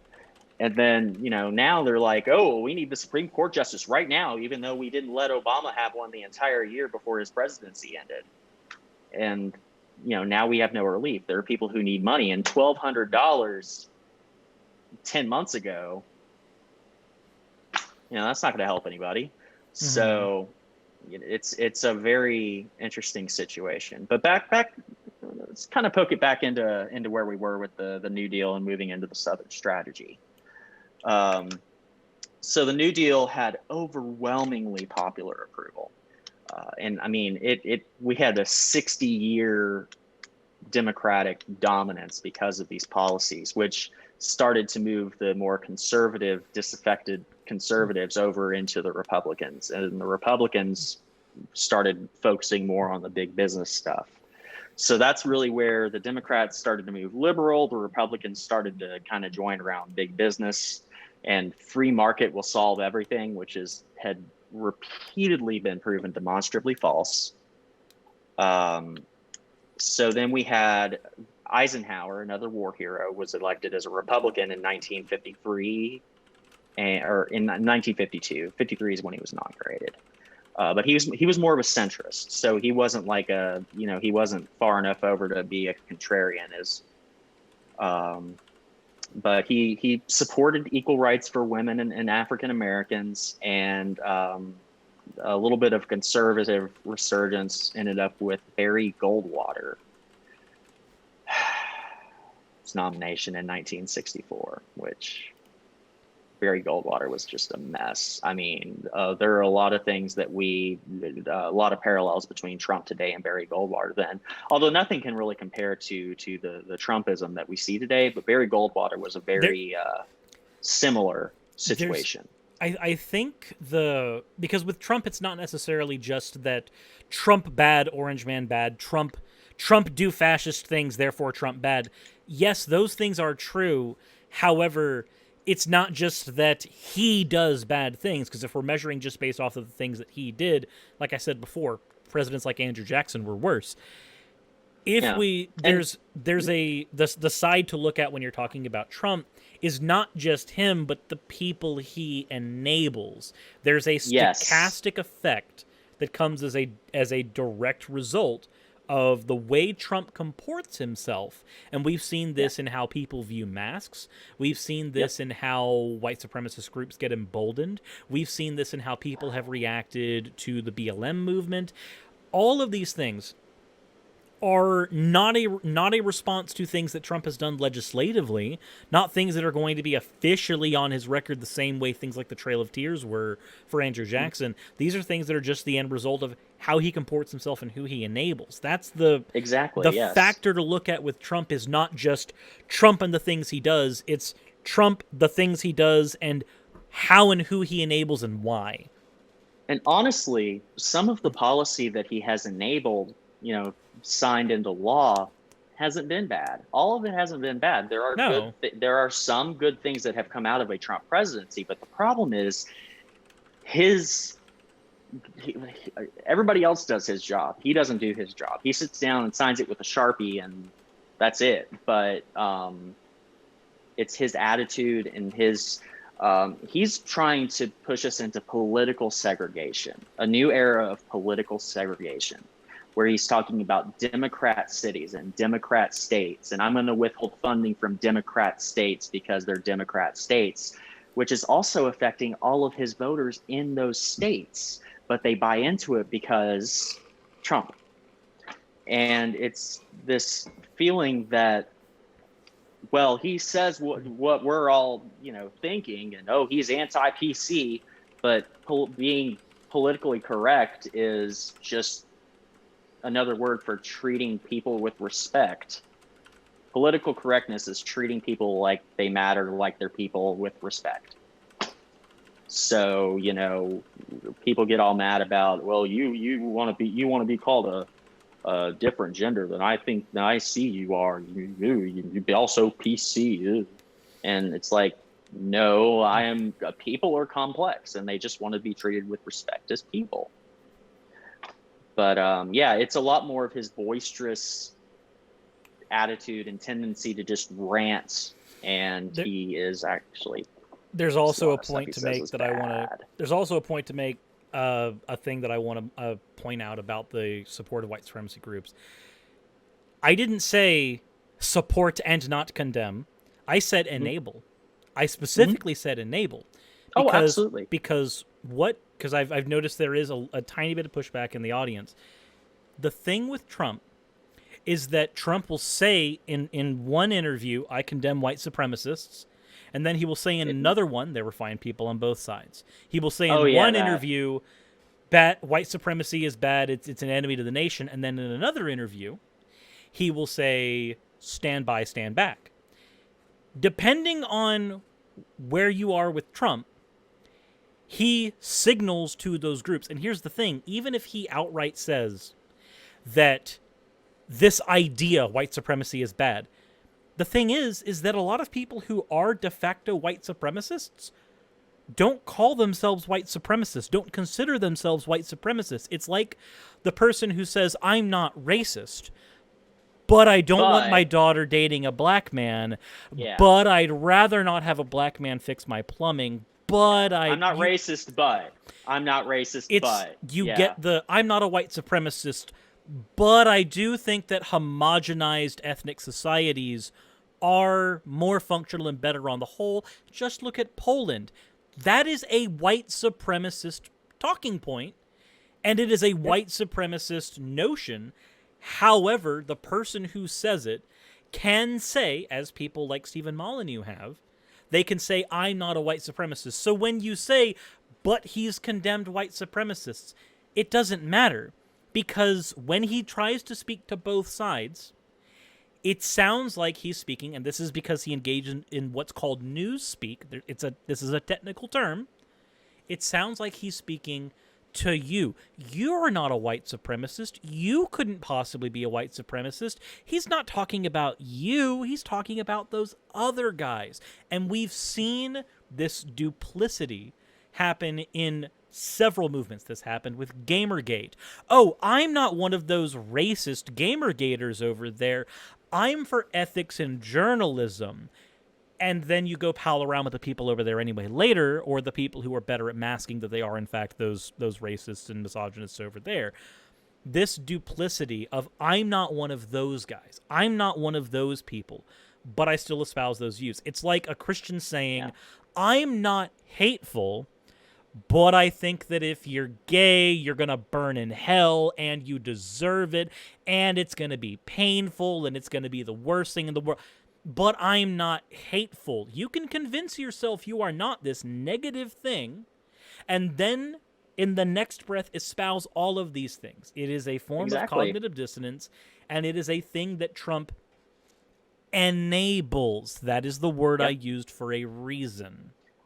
Yep. And it's like when in the first presidential debate, they asked him directly, what do you say about these organizations like the Proud Boys, who are active supremacy organizations who are backing you? And Joe Biden looks over him and he says, and they're like, will you condemn white supremacy? And Joe's like, say it. And he's like, well, tell them to stand back and stand by. Well, they took that as stand by to get out there. And now they took that as a rallying cry. Centers. Yes, they're showing up at polling centers armed. That's the reason why I use the word enable. He does not directly signal to these things. He doesn't have to, though. Look up the term stochastic terrorism, please. And then after you've done that, research lone wolf terrorism, because it is directly linked to the stochastic model. Yes. These are... I'm not going to say they're basic. They're not basic ideas. They're things that take a lot of time to process. But please, go research these things and see how they actually happen. This is why this is the thing that YouTubers have to be aware of. When we are building an audience, what kind of audience are you signaling to? Are you making yourself completely apolitical and then saying things like, those SJWs are ruining my game because I didn't get at least another inch of cleavage? And what kind of audience do you start signaling to, and what kind of audience do you create? If you want a good example of a creator who learned this the hard way, please go look at Hunter Avallone. Hunter Avallone cultured an alt-right audience. He had literal Nazis in his audience. And when he moved from conservatism to a more centrist position, he then had the perspective to see... Because once people started going against him, he saw the people who were going against him were those alt-righters, were those Richard Spencer enthusiasts, were those people. This is I hate to break us off on a tangent for so long, but this is a common thing that happens when you are a public figure and you are enabling, whether intentional or otherwise, a particular audience. And if you don't know about the story of what happened with Hunter, I did an entire video with him as my guest, going over that. So if that is a thing that you guys in the chat would like to check out, I've done that too. Get just a little bit back on track, because this is stuff that I was going to head into a little bit more towards the end anyway. So post-World War II, this is really when the political sea change started. That's kind of what some people call it. So the white Southerners began migrating to the GOP because of their opposition to big government, expanded labor unions, and civil rights. And the whole opposition to expanded labor movements is in the interest of the big businesses, because once you unionize and you start fighting for rights, well, that costs them profits. And then they also started weaponizing the conservative Christian base. And they really only focus on certain key issues. Abortion. Which is really just women's rights. Abortion. And abortion. And they basically act like people go out and get recreational abortions. They literally do. I mean, that's pretty much how they act. It's like, oh, they're going to go get abortions. And it's like... people aren't having abortions for fun. It's not a fun thing to do. And I'm not speaking as a woman. For the one, and now granted, there is a thing about the reductio ad absurdum. If you can conceive of it, it has probably happened at some point. There is probably at least one person in the world, maybe even a few hundred people in the world who have engaged in recreational abortions. But here's the thing. For every 1, 2, 12, 15 people, you're going to find 1,000 who didn't. You're going to find 10,000 who didn't. And it's a very small number. And if you're going to punish, like even if you just look at the numbers for late-term abortions, they are notoriously low. For every one person who has a late-term abortion, you have at least 50 who don't, who have early-term abortions. And that's just in that sphere. That's not even engaging in the reductio. So, but I will say that there is a fun video that I did on abortion recently that if anybody in here hasn't seen, go ahead and do it. And it is the pro-abortion argument from the Christian position that I did earlier on my channel about a month ago, I want to say, where the TLDR of that is, if you believe in the age of accountability, then you should be not only pro-abortion, but you should be slaughtering children wantonly. Because they will all de facto get into heaven, because you will believe in the age of accountability.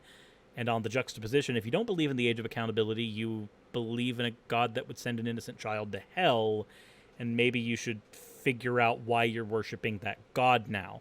And it's a fun experiment. It is, yeah. And there's this other issue that I have with, there's nothing wrong with fighting for something that you believe in based on your beliefs. I don't believe in legislating any religion. I think that all legislation should be not tied to a religion, but based in common moral values. So, what's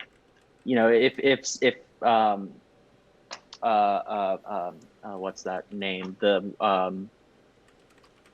It's one of the girls that are in the squad, that AOC is in, Ilhan Omar. If she was going on the congressional floor advocating for Sharia law, everybody would be losing their minds. But instead, it's okay. We get signals that she's doing that, or which she isn't. Or we get accusations of ballot harvesting. Yeah, they'll fearmonger about that stuff, but it's okay for Christians to go in and legislate their Christianity values, or, their specific point of view, because other types of Christians, like Methodists, where I grew up in the Methodist church, we weren't that extreme. We aren't that extreme. No, generally speaking, Methodists are a lot more chill. Yeah. There's another friend of mine who's an atheist and makes atheist content, but his daughter goes to a Methodist church, and he's okay with that because they're not extremists, because his issue is against extremism. They're still a pretty loyal Republican voting base, but that's because the Republicans have positioned themselves to trick. They weaponize these 2 or 3 hate issues like abortion to get them to completely ignore all of the values of Jesus Christ. So, we go to church, we talk about Christ, we talk about feeding the hungry, healing the sick, helping the poor. But when you want to do that politically, we're not going to legislate that. No, we're going to go and attack the people who need to get abortions because their baby is going to kill them when it comes out, or their baby is not going to be able to live a life with any dignity. And it just, it's less painful to end it there than it is to have them, like there are so many circumstances where abortion is completely warranted, but they fearmonger against it and act like it. I mean, they seriously position it as something that women do recreationally, and it's baffling. But we're almost done. We're getting there. Yeah. So at post World War II, we had the GOP really started to position itself towards big business, and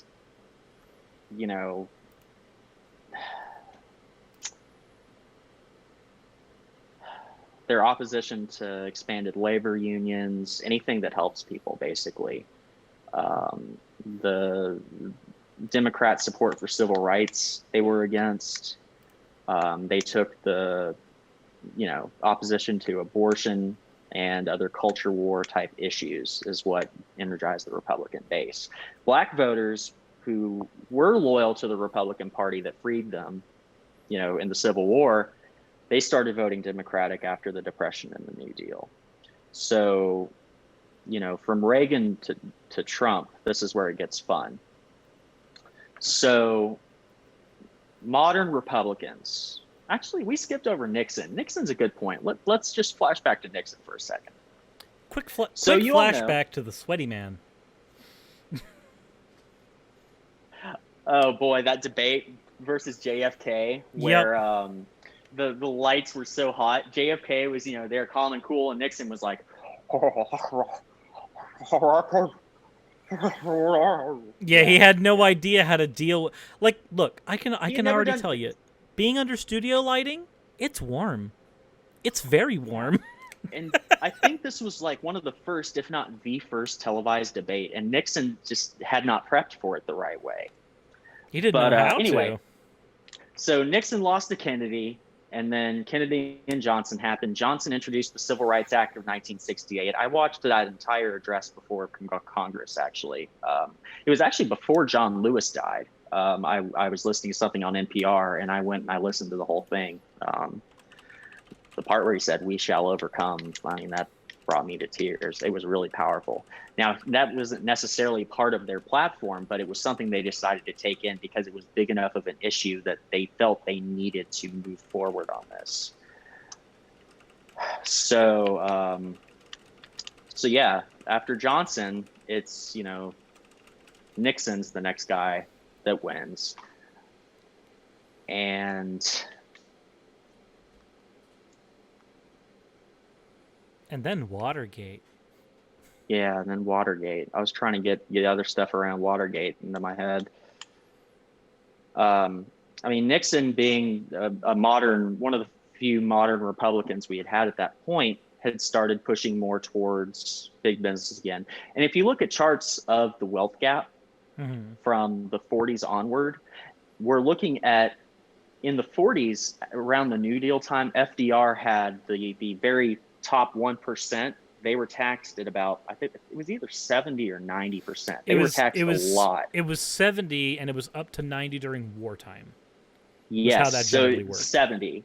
So by Nixon, they had managed to get this down to like 60 or 50. By Reagan, they got it down from 50 to like 40 or 30. By Bush, they got it down to into the 30s. And that's kind of where we are today. During the Clinton administration, it went up a little bit, and then it went down, and when Bush 2 took over.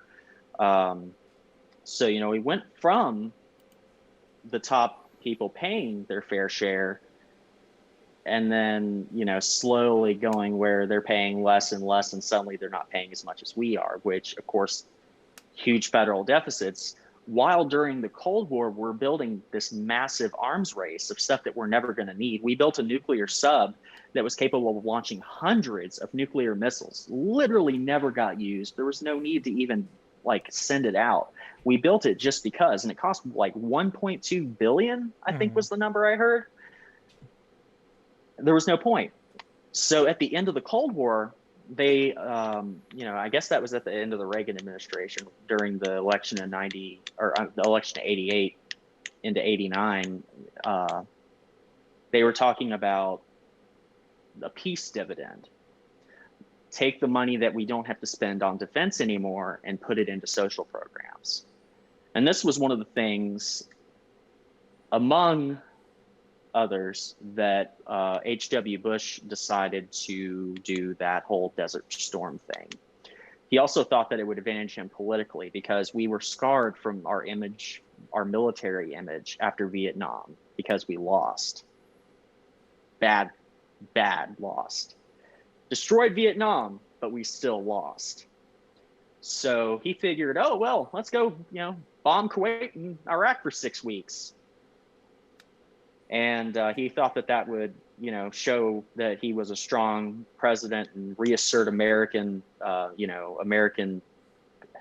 exceptionalism and force that our military is the strongest and, nobody should mess with us. And it just ended up, killing more people. There were massive protests. There were bigger protests than there were for Vietnam before he invaded and that whole Kuwait situation. Better say we have a word for that now. It's just called jingoism.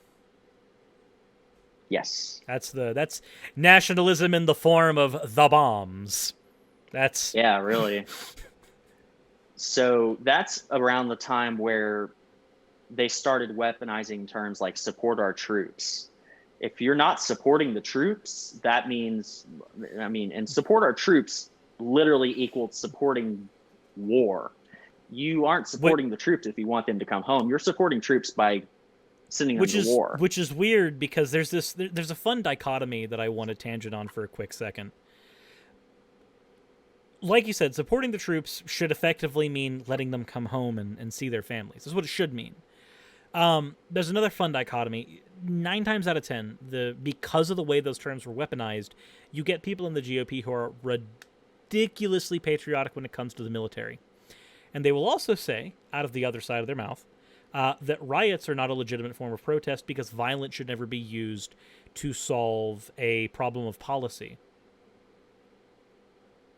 Yeah, it's interesting. But they are pro-military violence, usually in an attempt to change matters of foreign policy.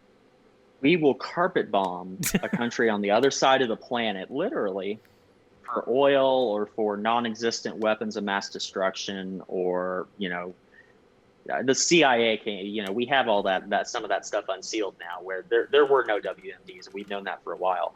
We'll carpet bomb the other side of the planet back to the Stone Age. People think of Afghanistan and Iraq as mud huts, and they used to have infrastructure until we came in and destroyed it. So, that's okay to achieve a political goal. But when people are making a point, now I want to make it very clear that I do not condone violent protest in that form where, you shouldn't be burning down buildings. You shouldn't be burning, car bombs. You shouldn't be doing any of that. And 97% of the protests were based around these racial unrest situations lately. 97% of them have been peaceful. Yeah. Well, it's 93% have been peaceful. Is it 93? It's 93%. It's 93. I was thinking the 7% that are. But of the 7%, it's 93% have been peaceful, and 5% of the protests have been agitated by outside sources, such as with the police tear bombing and stuff like that, which means of the 7% of protests that have turned violent, most of them have turned violent because of outside agitation, not because of the protesters being violent. You've only got 2% of the protests that actually fall under that category. Exactly. And so, they talk about, Trump loves to talk about how the cities are burning, and then, they burn down all these cities. And then, I'm looking on Reddit, people in Portland are like, the city's not on fire. What are we talking about? So, and people legitimately believe this stuff just because he's the one that said it. They think that that's exactly what's happening. And these are the same people that go down the QAnon rabbit hole of do your own research, which usually means look at conspiracy videos on YouTube. Yep. So I got the burpees. Or depending on who it is, they'll link you to one of their videos, and you're just like, that's fun. Why? Yeah, that's existed long before QAnon. Like I said, my dad was down the conspiracy theory rabbit hole. I used to unironically watch Alex Jones.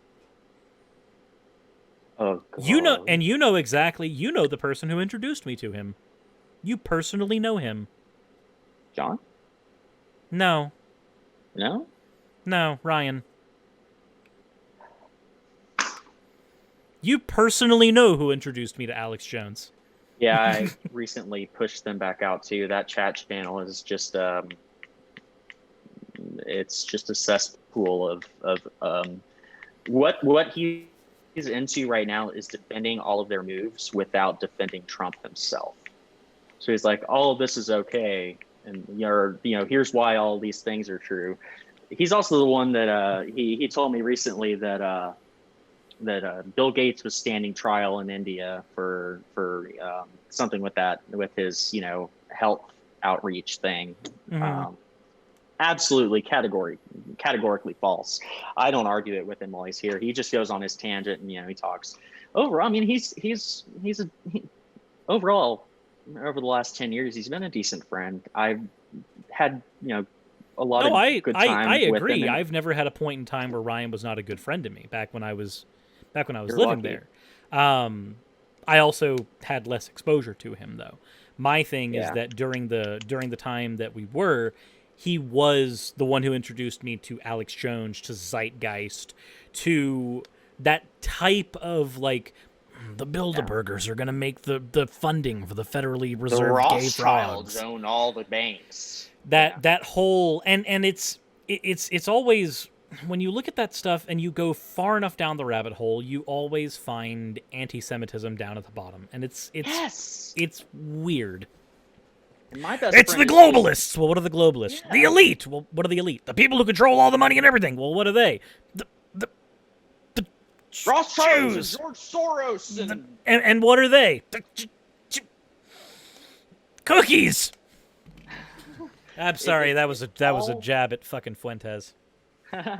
it all eventually boils down to, and this is really, it's all about invisible boogeymen. That's a lot of their platform now, is invisible boogeymen. The jackbooted thugs are coming for your guns. That started during the Clinton administration. The jackbooted thugs are coming for your guns. And Dad always spewed that one. The jackbooted thugs are going to kick down our door. That's where he got into Obama and the UN, Korean UN people, you know, and their pastel blue helmets are going to come kick down our doors and take our guns.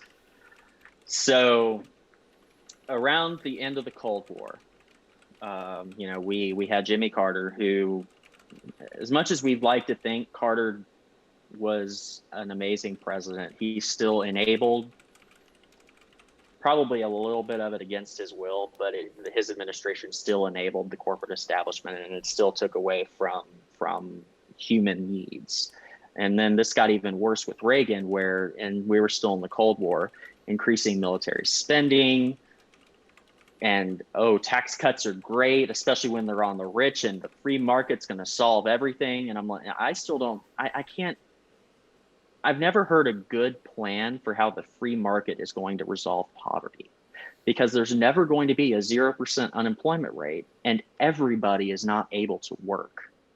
So how's the free market going to do that? Because in a capitalist, profit-oriented system, You have to have you're that not lower run. giving away free money. Yeah, you have to have the thing in a current capitalist system. The more laissez-faire your capitalist system is, the more free your market is. Which we don't have the most free market. Whereas last time I checked, we are a 74% free market right now in the United States. Yeah, we'd be a lot worse off if it was if it was in the high if it was in the high 80s or higher, it'd be much worse for the lower class. The thing is that your capitalism, by its nature, will try to make things better for both the supplier and the consumer. But if things are better on the supply side and the consumer side, that does not necessarily mean that things are better on the production side.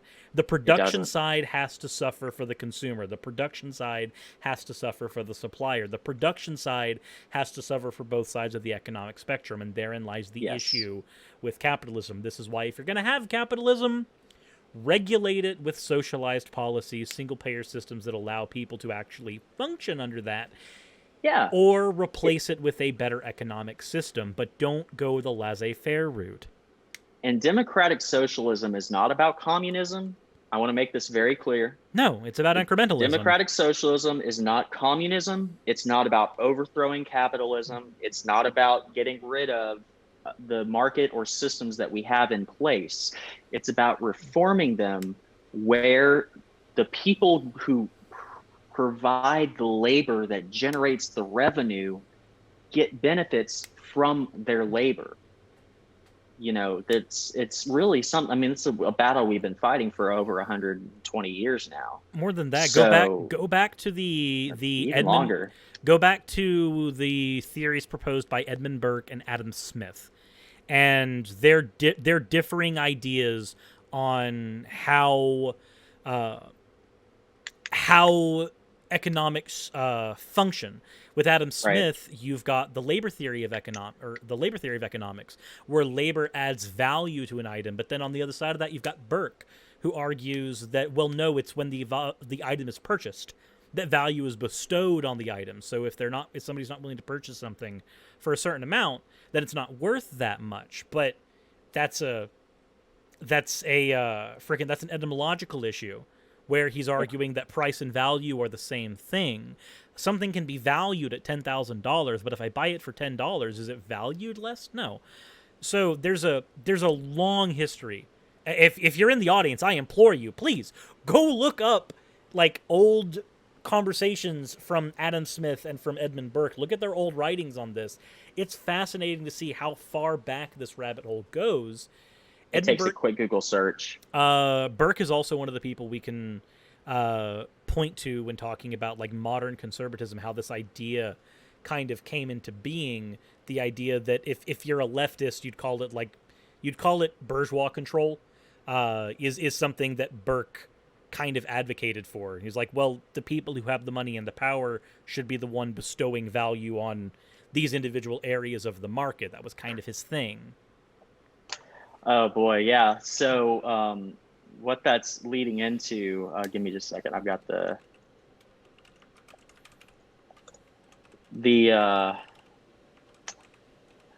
on the show BoJack Horseman, they really kind of point to what this kind of ends up being, you know, with all the big corporations coming up and buying each other out, and you know, it's all about consolidating power up top and vertical integration, that they're the brand that everything is owned by in that show is AOL, Time Warner, PepsiCo, Viacom, Halliburton, Skynet, Toyota, Trader Joe's.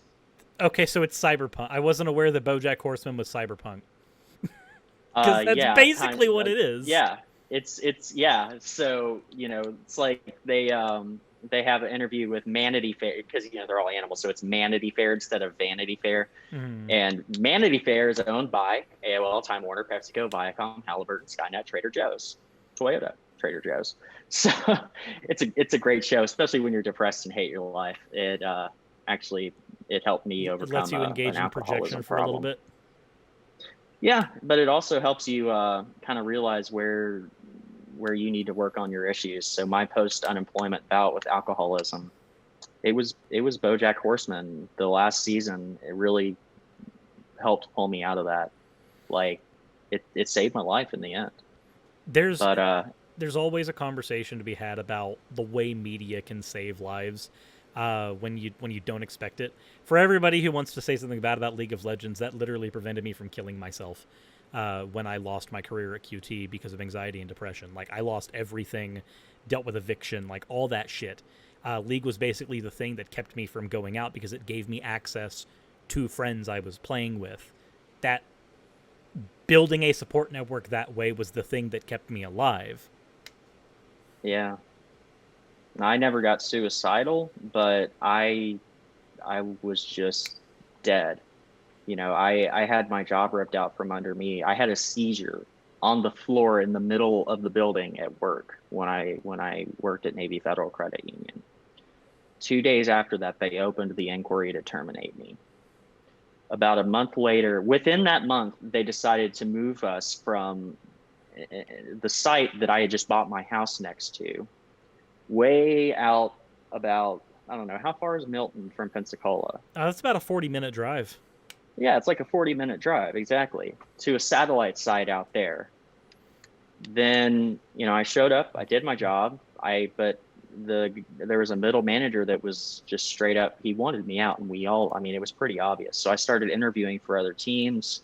When I got an interview, and I'll admit I did really bad in that interview. It was for a Unix engineering job, and I couldn't remember the commands or anything. But the day after that interview, he went to them, told them I was poisoned, and then the next day they terminated me. On my way home, I got another job. Literally, I stopped at the cell phone store because they took my work phone. I didn't have a phone. I went to the Verizon store to get a phone and basically got hired on the spot. So, you know, I went from $25 an hour to minimum wage. But it's something when you have to have something. Yeah. And then when I complained about this is what happened. Here's the timeline. I had a car wreck. I started needing medical leave for the chiropractor, for the seizure doctor, for this and that. They started questioning the medical leave. I mean, there's a whole set of workers' rights issues here that even with the stuff that we have in place, they're still able to circumvent. And they cast doubt on the seizure that I had in the floor of the building because I refused ambulance service. Because what are they going to do? They're going to take me to the hospital, put an IV, and rehydrate me and send me home. There's no point. I live 5 minutes from there. I'll just go home. But yeah, it was a mess. So I got punished for, stuff that in buying a house. Another guy on my team was buying a house at the same time. Did he get punished? No, I did. And why? Because I was hourly and they were salaried, and you were lower on somehow the that made a pole. difference. I mean, I was just, yeah. So anyway, that's another tangent.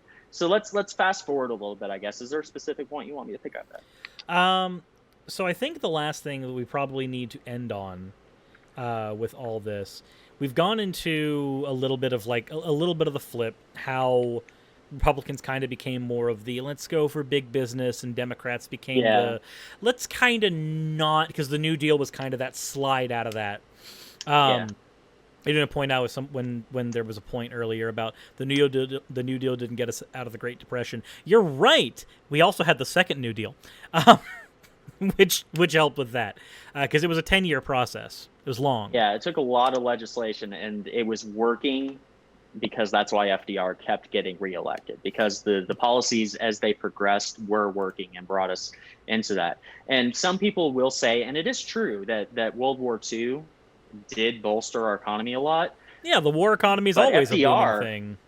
Exactly, but FDR did everything he could to stay out of that conflict until we got bombed in Pearl Harbor. And that's when he said, all right, I guess we're in it now. So, yeah, but the war is not the reason, or the only reason. I think the last thing would be, would you consider at the current moment, because I know right now saying that the Democrats are our left wing is no, not really.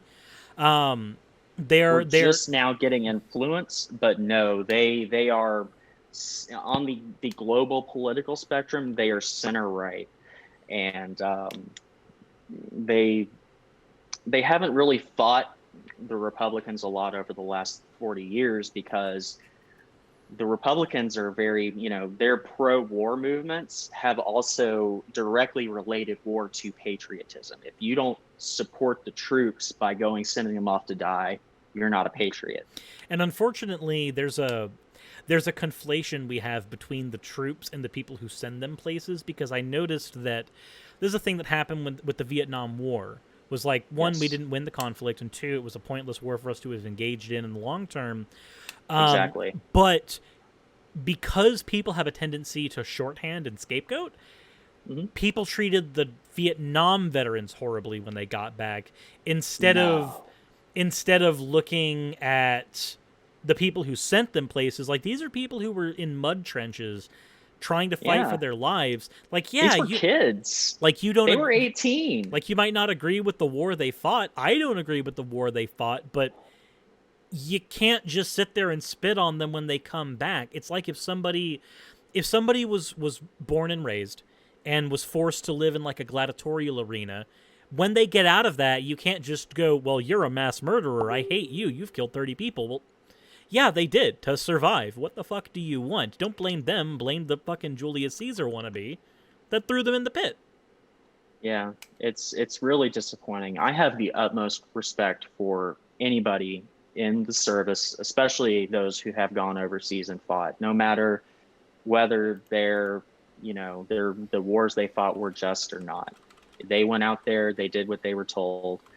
They may have, of course, people who commit war crimes need to be prosecuted. Like that Navy SEAL that was caught taking pictures with dead kids in the Middle East that, Trump exonerated or something. I don't remember exactly what he did. He basically pardoned him. But, there are people who did bad things over there, but the guys that just went over there and did what they could to help, I mean, they're active in the communities over there. They're not just, stationed there shooting everybody. Most of the occupation, they're just in the communities trying to help people, really, and defend if the Taliban comes in and attempts to attack. But this assault on the Middle East started with Bush 1, with that we need to get out of this Vietnam making us look like losers thing. We need to look like winners again. And so we went to easier to fight in a desert than a swamp, I guess, is kind of the mentality there. And now that we didn't have the Soviets, we could go into Afghanistan without starting the actual spark of the real war from the Cold War after the Soviets collapsed. So that whole thing was just a mess. But anyway, so yeah, over the time where the Southern strategy started, and they started to shift where the Democrats were started picking up more of the social issues, and the Republicans were pushing more towards the corporatism side. That's really what led us to where we are now. The problem is the Democrats have a tendency to kind of back away from things that they should have opposed more heavily, because it's bad for them electorally when they are called anti-patriotic for not starting a war. Or they get called radicals, which is a thing that happens as well. It happens all the time. You walk out and say, this guy shouldn't be living in poverty. Well, you're a radical. You dumb lib. It's like, how's this radical? But Bernie Sanders' speeches, he's like, everybody should have health care. Everybody should have a roof over their head. This is not a radical idea. No, it's a basic human right thing. Yes, and all of these other countries in Europe pull it off, and they aren't collapsed. You don't see Sweden having massive economic collapse because they're helping their citizens. You can put human rights first and have a functioning military without throwing all of that money at the military. Like, here, take this many billions and billions, and then it gets outsourced to corporate contracts that get paid way more than they're worth. It's like, it's ridiculous, but they make it anti-patriotic to defund the military. And people like to jump on that term defund like it's removing funding. Like it's gutting all the funding, period. Yeah. Ronald Reagan defunded the police. Ronald Reagan wanted an open border with Mexico. The people that worship Reagan don't even know what his policies were. Nope. Generally speaking, I remember in one of my history classes in high school, it wasn't Novotny, it was another teacher who actually played probably. I think it was Ryland, actually, who played a clip of people being interviewed on policy questions from Obama, but they would give the person he was running against positions on things, and they would go, yeah, no, I like that, that's good, and then they'd go, well, I didn't give you a position from Obama, I just gave you a position from his running opponent. Like, yes, for you that would have been McCain. It was either McCain or Kerry. Kerry was against Bush. Kerry was against. Okay, yeah, no, then it was McCain. Of course, McCarry was against 2008. Bush. I was in Brown Barge doing a paper on that in elections class. Never mind, I'm dumb. So yeah, you were Bush, you were Obama McCain at that point. So I distinctly remember, like, that video just kind of burning into my brain and going, wow, people don't know about the actual policies of the people that they're talking about. It's like people who go against Biden and say, you don't have a plan for healthcare, but they don't know that the Biden-Sanders Unity Task Force exists. And there is a literal website, there's a 110-page document on this thing that anybody can read. Like, yes, Trump has no concrete policy. The GOP has no concrete policy for 2020. They run on keep America great. Well, they still haven't defined what made America great before Obama in the first place, except there was no Obama. And it's boiled down to, especially after Obama's election, everything has boiled down to, if Obama does it, it's bad and we should oppose it. Getting health care to people, well, that's bad. We should oppose it. The first thing Trump did when he stepped into the Oval Office, because he was one of the biggest Obama haters, he was a big pusher of the birther conspiracy. I mean, he loathed Obama. So one of the first things he did is he walks in and he immediately reverses a bunch of the stuff that Obama did, literally because Obama. And that's the whole platform. And so now, and that's how it's turned into owning the libs. That's all anybody cares about. It doesn't care about what you Trump can supporter. do. It cares about what you can take down. It's about owning the libs. This is a thing that happened in the atheist movement as well on YouTube. Like the atheist and skeptical movements ended up becoming more about beating Christians, beating pagans, beating whatever religious person you want to talk about, and then calling them nutcases and crazy and whatever you want to throw. Basically the whole checkmate thing. Instead of having an actual substantial position, because it was politically better to not have a substantial position and say, well, no, I just lack a belief in this. And then you got to have no position, criticize everyone else's position.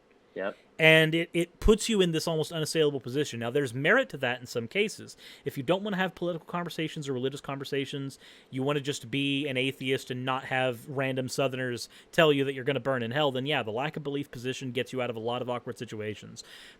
But if you're going to be a figure on YouTube and you're going to be talking about it, maybe flesh out a position, maybe flesh out a couple of arguments why particular gods don't appeal to you, why particular things don't appeal to you, and do the same thing with your politics. Don't just be against the libs, own the libs are bad, SJW's bad. When you define yourself as an anti, if you're not careful, without the thing you're fighting against, you end up losing your identity. And when you lose your identity that way, you have to seek out an enemy. As an anti-theist, this is a thing that I have to constantly be aware of. Am I doing a video on this Christian because he's a Christian? Or am I doing a video on this Christian because he's saying a specific thing that I disagree with and I find to be socially harmful? Right. Which reason am I doing this? And if I'm in the former category, I'm making the wrong video. It's a thing you have to be constantly aware of.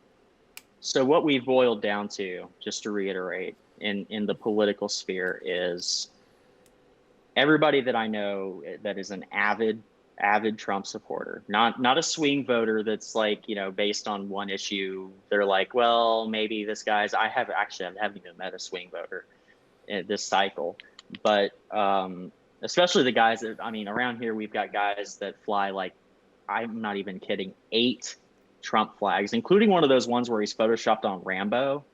I don't know what part of bullying comes off as strength, but okay. But the thing is, it doesn't matter what the policy is. I feel like if the Democrats came out and said, okay, we're going to support the big corporations and we're going to support, this, and we're not going to do anything for the poor people, well, they'll own the libs by helping poor people.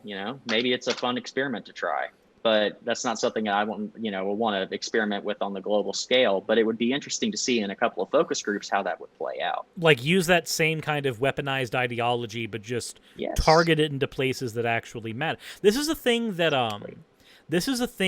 a lot of fascists actually engage in on the regular, is they have that targeted vitriol, that targeted hatred, but they aim it at actual societal problems instead of herderma liberalism. They're instead going, well, corporate legislation and lobbying is leading to workers' rights being stripped away.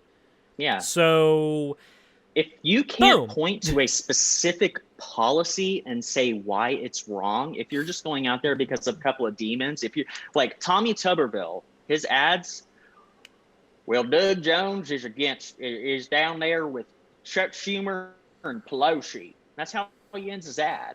Down there with Schumer and Pelosi. Vote for me.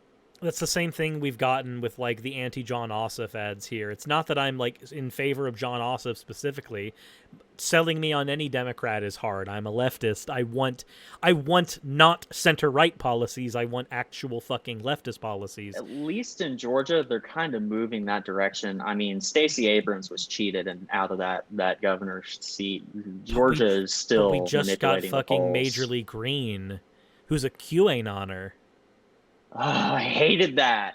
Like, God, we have people that support these conspiracy theories going into Congress, and it's mind-boggling. I'm terrified. As a politician, I'm terrified of the things that I'm going to have to go up against when I get to Congress. because you're going to be dealing not with your standard run-of-the-mill politicians. You're going to be dealing with Alex Joneses, which is not the easiest thing. But we are at the end, and we have gone over by about 30 minutes. But we got on a lot of tangents, and I think it was fun, personally. Yeah. So hopefully everybody in the chat has had a fun time as well. Not to end things incredibly abruptly, but that is kind of what has. Any questions before we go?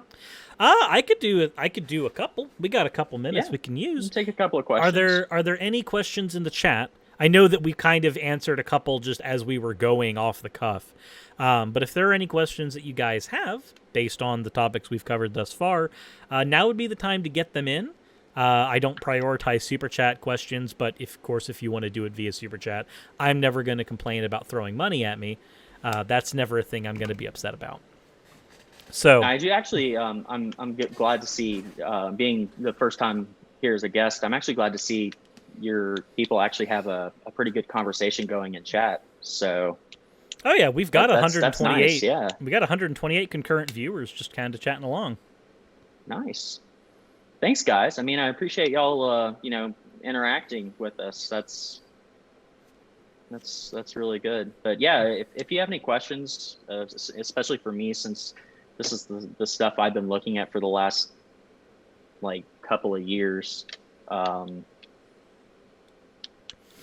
It might be hard to derail everyone off of the Proud Boys conversation that's going on down there right now. Oh God, the Proud Boys. Yeah. That's that was the McInnes finest, as it were.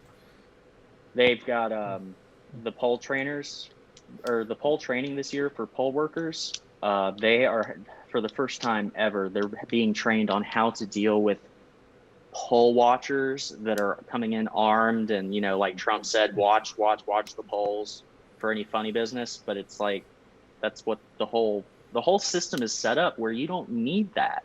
We have bipartisan groups split that count the votes, that watch the votes. There's no mail-in voter fraud. They catch it on signature verification. There are all of these things set up in our system. But we have to have a boogeyman. Oh, hey, hold on. We do have a question. Yep, from Aaliyah Kai. What would you say the path to dealing with a Supreme Court confirmation problem is? Well, it's kind of over now. But well, no, the confirmation problem, as in we have Republican almost supermajority in there right now. We had this happen back in the Reagan administration, where they appointed Clarence Thomas and a few others, and then Bush one got to appoint a few. And we have had a supermajority conservative Supreme Court before. It can last a little bit. It can last a long time. The judges that have been brought in are middle-aged, so I don't expect them to go out anytime soon. Do we still have Clarence Thomas? Let's see here. Clarence Thomas, if he's still there, he's pretty old. And John Roberts. Yeah, he is still a justice. You got John Roberts, Clarence Thomas, Stephen Breyer, Samuel Alito, Sonia Sotomayor, Elena Kagan, Neil Gorsuch, Brett Kavanaugh, and then Amy Coney Barrett. So Sotomayor and Kagan were Obama appointees. The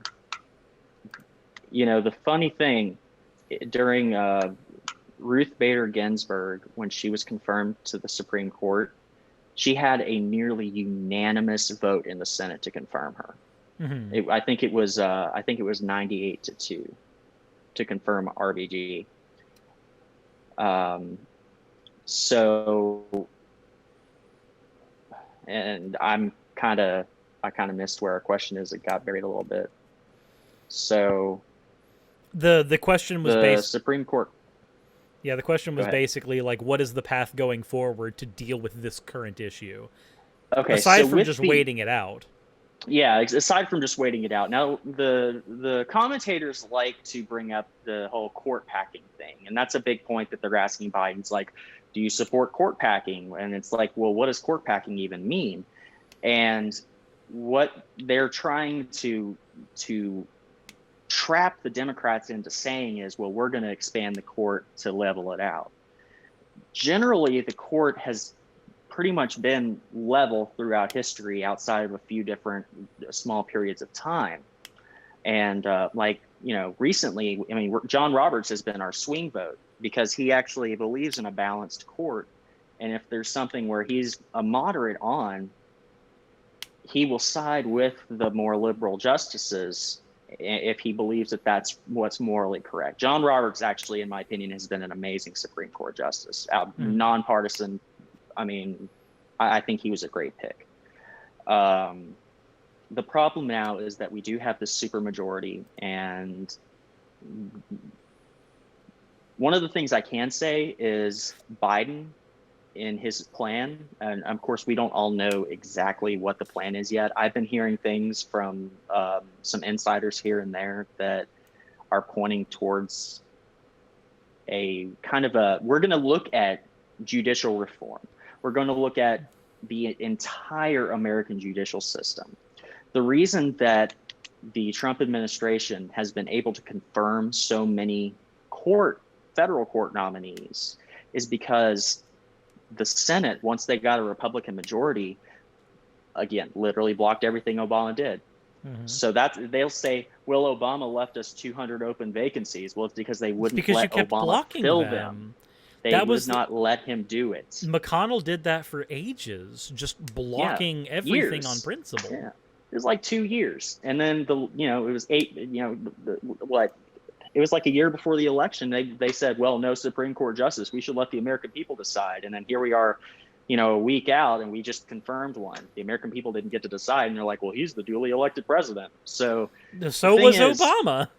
Yes. So their arguments have been that because the Senate and the president are the same party, now it's okay, which, I mean, they're basically just admitting their hypocrisy. But there's going to be a committee on judicial reform. They're going to look at the entire American judicial system, and we're going to look and see, what isn't working, what needs to be changed, what can be changed. And overall, the courts should not be partisan in the first place.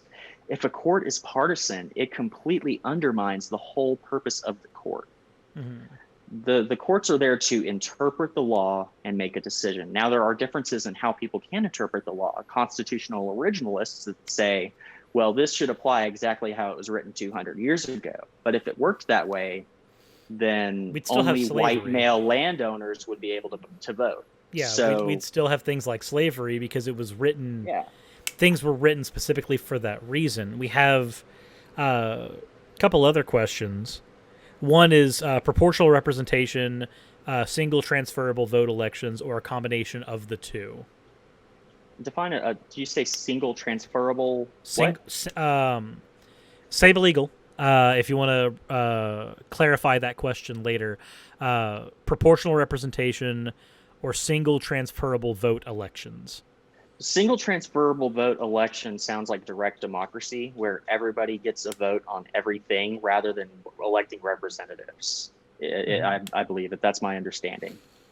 Yes, the Constitution was not written to be set in stone. That's it was written correct. To be a living document, which is why we have amendments.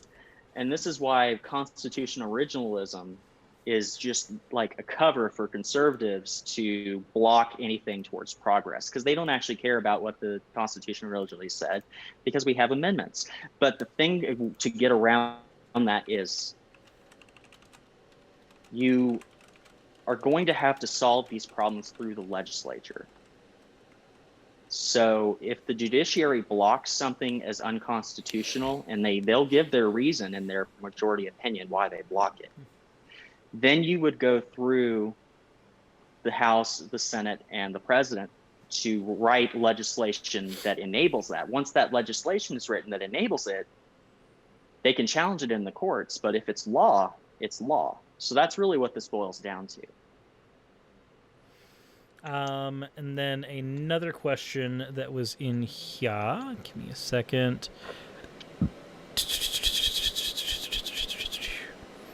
I saw it earlier. There was another question from Aliakai, but it's what would you say to people who try to argue that the Dems and Republicans are equally evil in terms of Oh deciding to boy. vote or refraining? Basically, you're people who go, Yeah. I'm not going to vote for the Republicans. They're just as bad as the Democrats, or vice Yeah, both versa. sides are the same. We called that, there's a whole subreddit making fun of them called enlightened centrism. Yes. The both sides are just as bad thing. They know nothing about policy. They just say, well, they're both just going to hurt everybody. So what's the point? And then Or they they don't view vote. them, or they're. I've seen another side of this. You've got the third positionists, who are basically your fascists, who view the ideas of the Republican and Democratic Party to both be not authoritarian enough for them, so they're both the same to them. And then Which I just can't even fathom. on the other side of that, to be fair, there are also some leftists who I've seen on Twitter saying that because both sides are capitalistic, they are both the same. But I'm sorry, liberal democracy and oligarchism are not the same. They aren't. The thing is, there's free market unregulated capitalism is what sets us back. We can keep capitalism in check with regulations. And the Republican base has been energized for the last 40 years with regulations are bad. They don't know why, they don't know what regulations are bad, but just all regulations are bad. So then when the Republicans run, they say, we're going to slash regulations and bring our businesses back. I saw something actually, let me scroll just a little bit. Truman quote that in short says they call any progressive policy socialism as a scare tactic, and that still rings true today. Yes, and actually I've been saying that quite a bit too. This is not horseshoe theory, because horseshoe theory largely doesn't function. This is me simply pointing out that this issue exists in different positions on both sides. But if you think that for horseshoe theory to be the same, your standard run-of-the-mill anti-capitalistic leftist would have to be the same as your third positionist, and they're fucking not. Yeah, seriously. I mean, it's so much more intricate than people think. And people who aren't politically engaged are usually the ones that say, well, both sides are the same. Or they're using it as an excuse to vote for the worst option. They're like, all right, well, I'm voting for Or an Trump excuse because to be either way it's lazy going to be bad. and just not Or vote. that too, yeah. Because my best friend is like, yeah, it's ridiculous. And he's heard me explain explicitly how this stuff has happened. And it's still both sides are the same, and they are not. If you look at just the basic tenets of their policy, it's so clear that one is not the other. And now the Democratic Party with the new progressive base is becoming energized to fight back against this over corporatism, I guess is the word I would use to describe it. Instead of, because back in the 80s and 90s, they had to give in because it was related to war, or it became anti-patriotic to not give the businesses everything they wanted. Now that we're really feeling the effects in the modern age that we're in, and we've got young people coming in, and people are starting to realize Bernie Sanders was right on a lot of accounts. I mean, if you go back in history, it's very hard to find Bernie Sanders, it's very hard to find one bad thing that has happened in America that Bernie Sanders has not argued against. You can find, when he was a congressman, you can find testimony of him opposing things that ended up being bad. And people will say, okay, well, the 1994 crime bill. He did oppose most of the 1994 crime bill, but they all, just like Joe Biden, they did end up passing it because then they viewed crack as, and it was really around the crack epidemic, they viewed crack as something larger and more of an issue than other drugs. And that's how it was presented to them. So, that's just kind of how it worked out. And a lot of these guys went back to their districts and they're like, I really wonder how this is going to affect my guys. So, we saw how that turned out. And the other thing that people don't understand is something that happened 30 years ago, like the Biden crime bill. People with a conscience, with a brain, they will change their positions over time. They learn from their mistakes. They want to move forward. Joe Biden has admitted that this was a mistake and that we should move forward from it. And I have yet to see Trump actually admit to a mistake ever in his life. He always wants to project that he's winning. So or he'll move goalposts in order to make it to where he was always correct in some form or fashion. Exactly, yeah. Exactly. Or he'll find some way to spin it as he's winning, but it's not really winning. And bullying is not strength. And it's just these things. I just hate to see that American values, especially in the South where we are becoming more about bullying as strength, anti-socialism, everything's, I mean, yes, it's a socialist policy to do social programs that help the common people. It's that versus handing all the money to the military. Like the Freedom Dividend, or not the Freedom Dividend was Andrew Yang, the Peace Dividend after the end of the Cold War. Mm. Bush 1 used that for the Kuwait thing, for Desert Storm. He, instead of giving out the peace dividend, they said, thank God we didn't have to do that. We got to go to war instead. Yep. It's basically the TLDR of that. So, yeah. With all that said, we are basically at the end of the show. It has gone for an hour longer than originally anticipated, but sorry, guys. Nothing wrong with that. Glad there's people around and engaged. I'm thanks, guys. I appreciate you all being around. We do have I suffered, so should you, as a thing all there. of America, yeah. So, there's one last thing I'll mention. The thing that Ezreal just pointed out. I'm reminded of Suris talking about left-wing response to the alt-right pipeline when I tried to work on my positions. Given that some more news and philosophy tube have had such an impact, well, I'm glad that on some level, my channel was able to have an impact on you, and being mentioned in the same phrase as people like Ollie from Philosophy Tube is generally a very humbling thing, because I don't consider myself anywhere near that good. But it is good to be mentioned in that way. So hopefully this show has been part of that, this kind of walk through about 100 years of American history, 200 years of American history, actually, in an attempt to kind of understand why people believe whether intentional or otherwise, why people believe the things they do about the Republican Party currently, about the Democratic Party currently. And hopefully there are certain parts of this conversation you can refer back to if you are being hit with propaganda, so that you can actually go, well, hold on. Yeah, you made a point about Lincoln and the Republican Party freeing the slaves, but I don't know if that really measures up now in 2020 or whenever you end up having that conversation. It's so hard to refute that to those people, because they just start plugging their ears and screaming, no, no, no, no, no. Real Lock has it.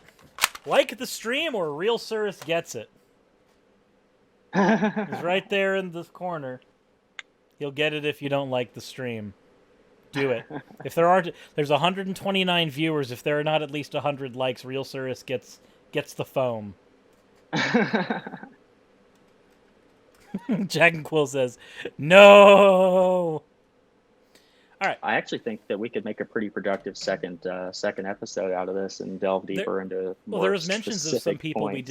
we didn't talk about, like we didn't get into Calvin Coolidge and stuff like that, and that's all. Yeah, we should really get into 1900 to 2000. So there's certainly other conversations to be had here. So you know what, guys?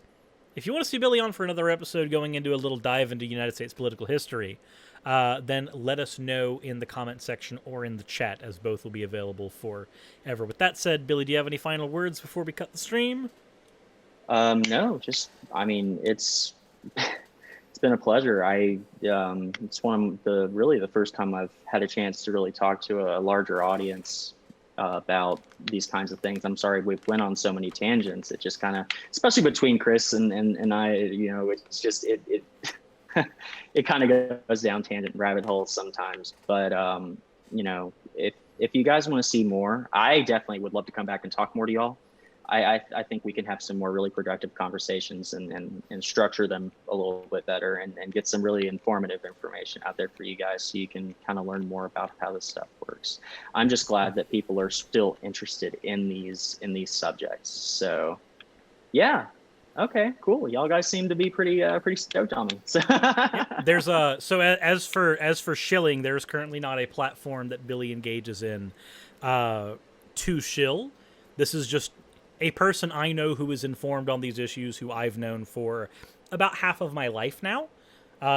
So this is much like the next guest that I have scheduled to come on is going to be after Halloween, who's actually going to be my old history teacher, who's going to be talking about the way the United States education system functions, the ways in which it fails, the ways in which it whitewashes things, and the social implications that come as a result of that thing. Some would say as a logical consequence or as an entailment of those things. He was a really great history teacher. I mean, he was my favorite. So he is going to be a guest coming on again, who again doesn't have a platform outside of the teaching platform he has with, I'm not going to dox where he teaches. Yeah. But just so you guys know, some of the guests that I bring on for a little while are going to be people I personally know who have either a vested interest or some kind of stake in the way things are going forward right now. So hopefully, on my end, I do just want to clarify. On my end, I am a potential candidate in the future, so I'm trying to brush up on my stuff more, and I want to be able to communicate to the public where we are and how we got there. But I want to make sure that it's a nonpartisan situation. You know, we need to look at it from everywhere, how this all came to what it is and what the real solutions are that we can build on to make this better. Channel Pup, I see that you are here in the chat. I am so sorry that you are here at the very end of the discussion. Though given that you live in the UK, I'd imagine that the United States political conversation isn't as important, all things considered. All right, so it looks like most people in the chat are perfectly fine with you coming on for another episode. Yeah, if we really agree surprised. With Bob Rule. I mean, I saw comments going up. I'm like, I'm really surprised people actually like me. That's fair enough. That's encouraging. I appreciate you all. Are we streaming with the future president? Maybe, but then we'll have to plan. We'll have to plan a stimulus package. With don't make us guillotine. Kind of like Joe Biden. I knew that I'm pretty sure I did want to be president from a young age. Am I going to go all that way far? No. But really, all I want to do is help as many people as I can. It's going to start with my community, and I'll just keep moving forward as much as I can because I want to help everybody. All right. So with that said, give me an H in the chat for episode 2, a G in the chat if you don't, but I don't think I'm going to see a single G in there, all things considered. And we will let the stream of H's and G's be the thing that we end this on. So hopefully you all enjoyed, and I will see you all later.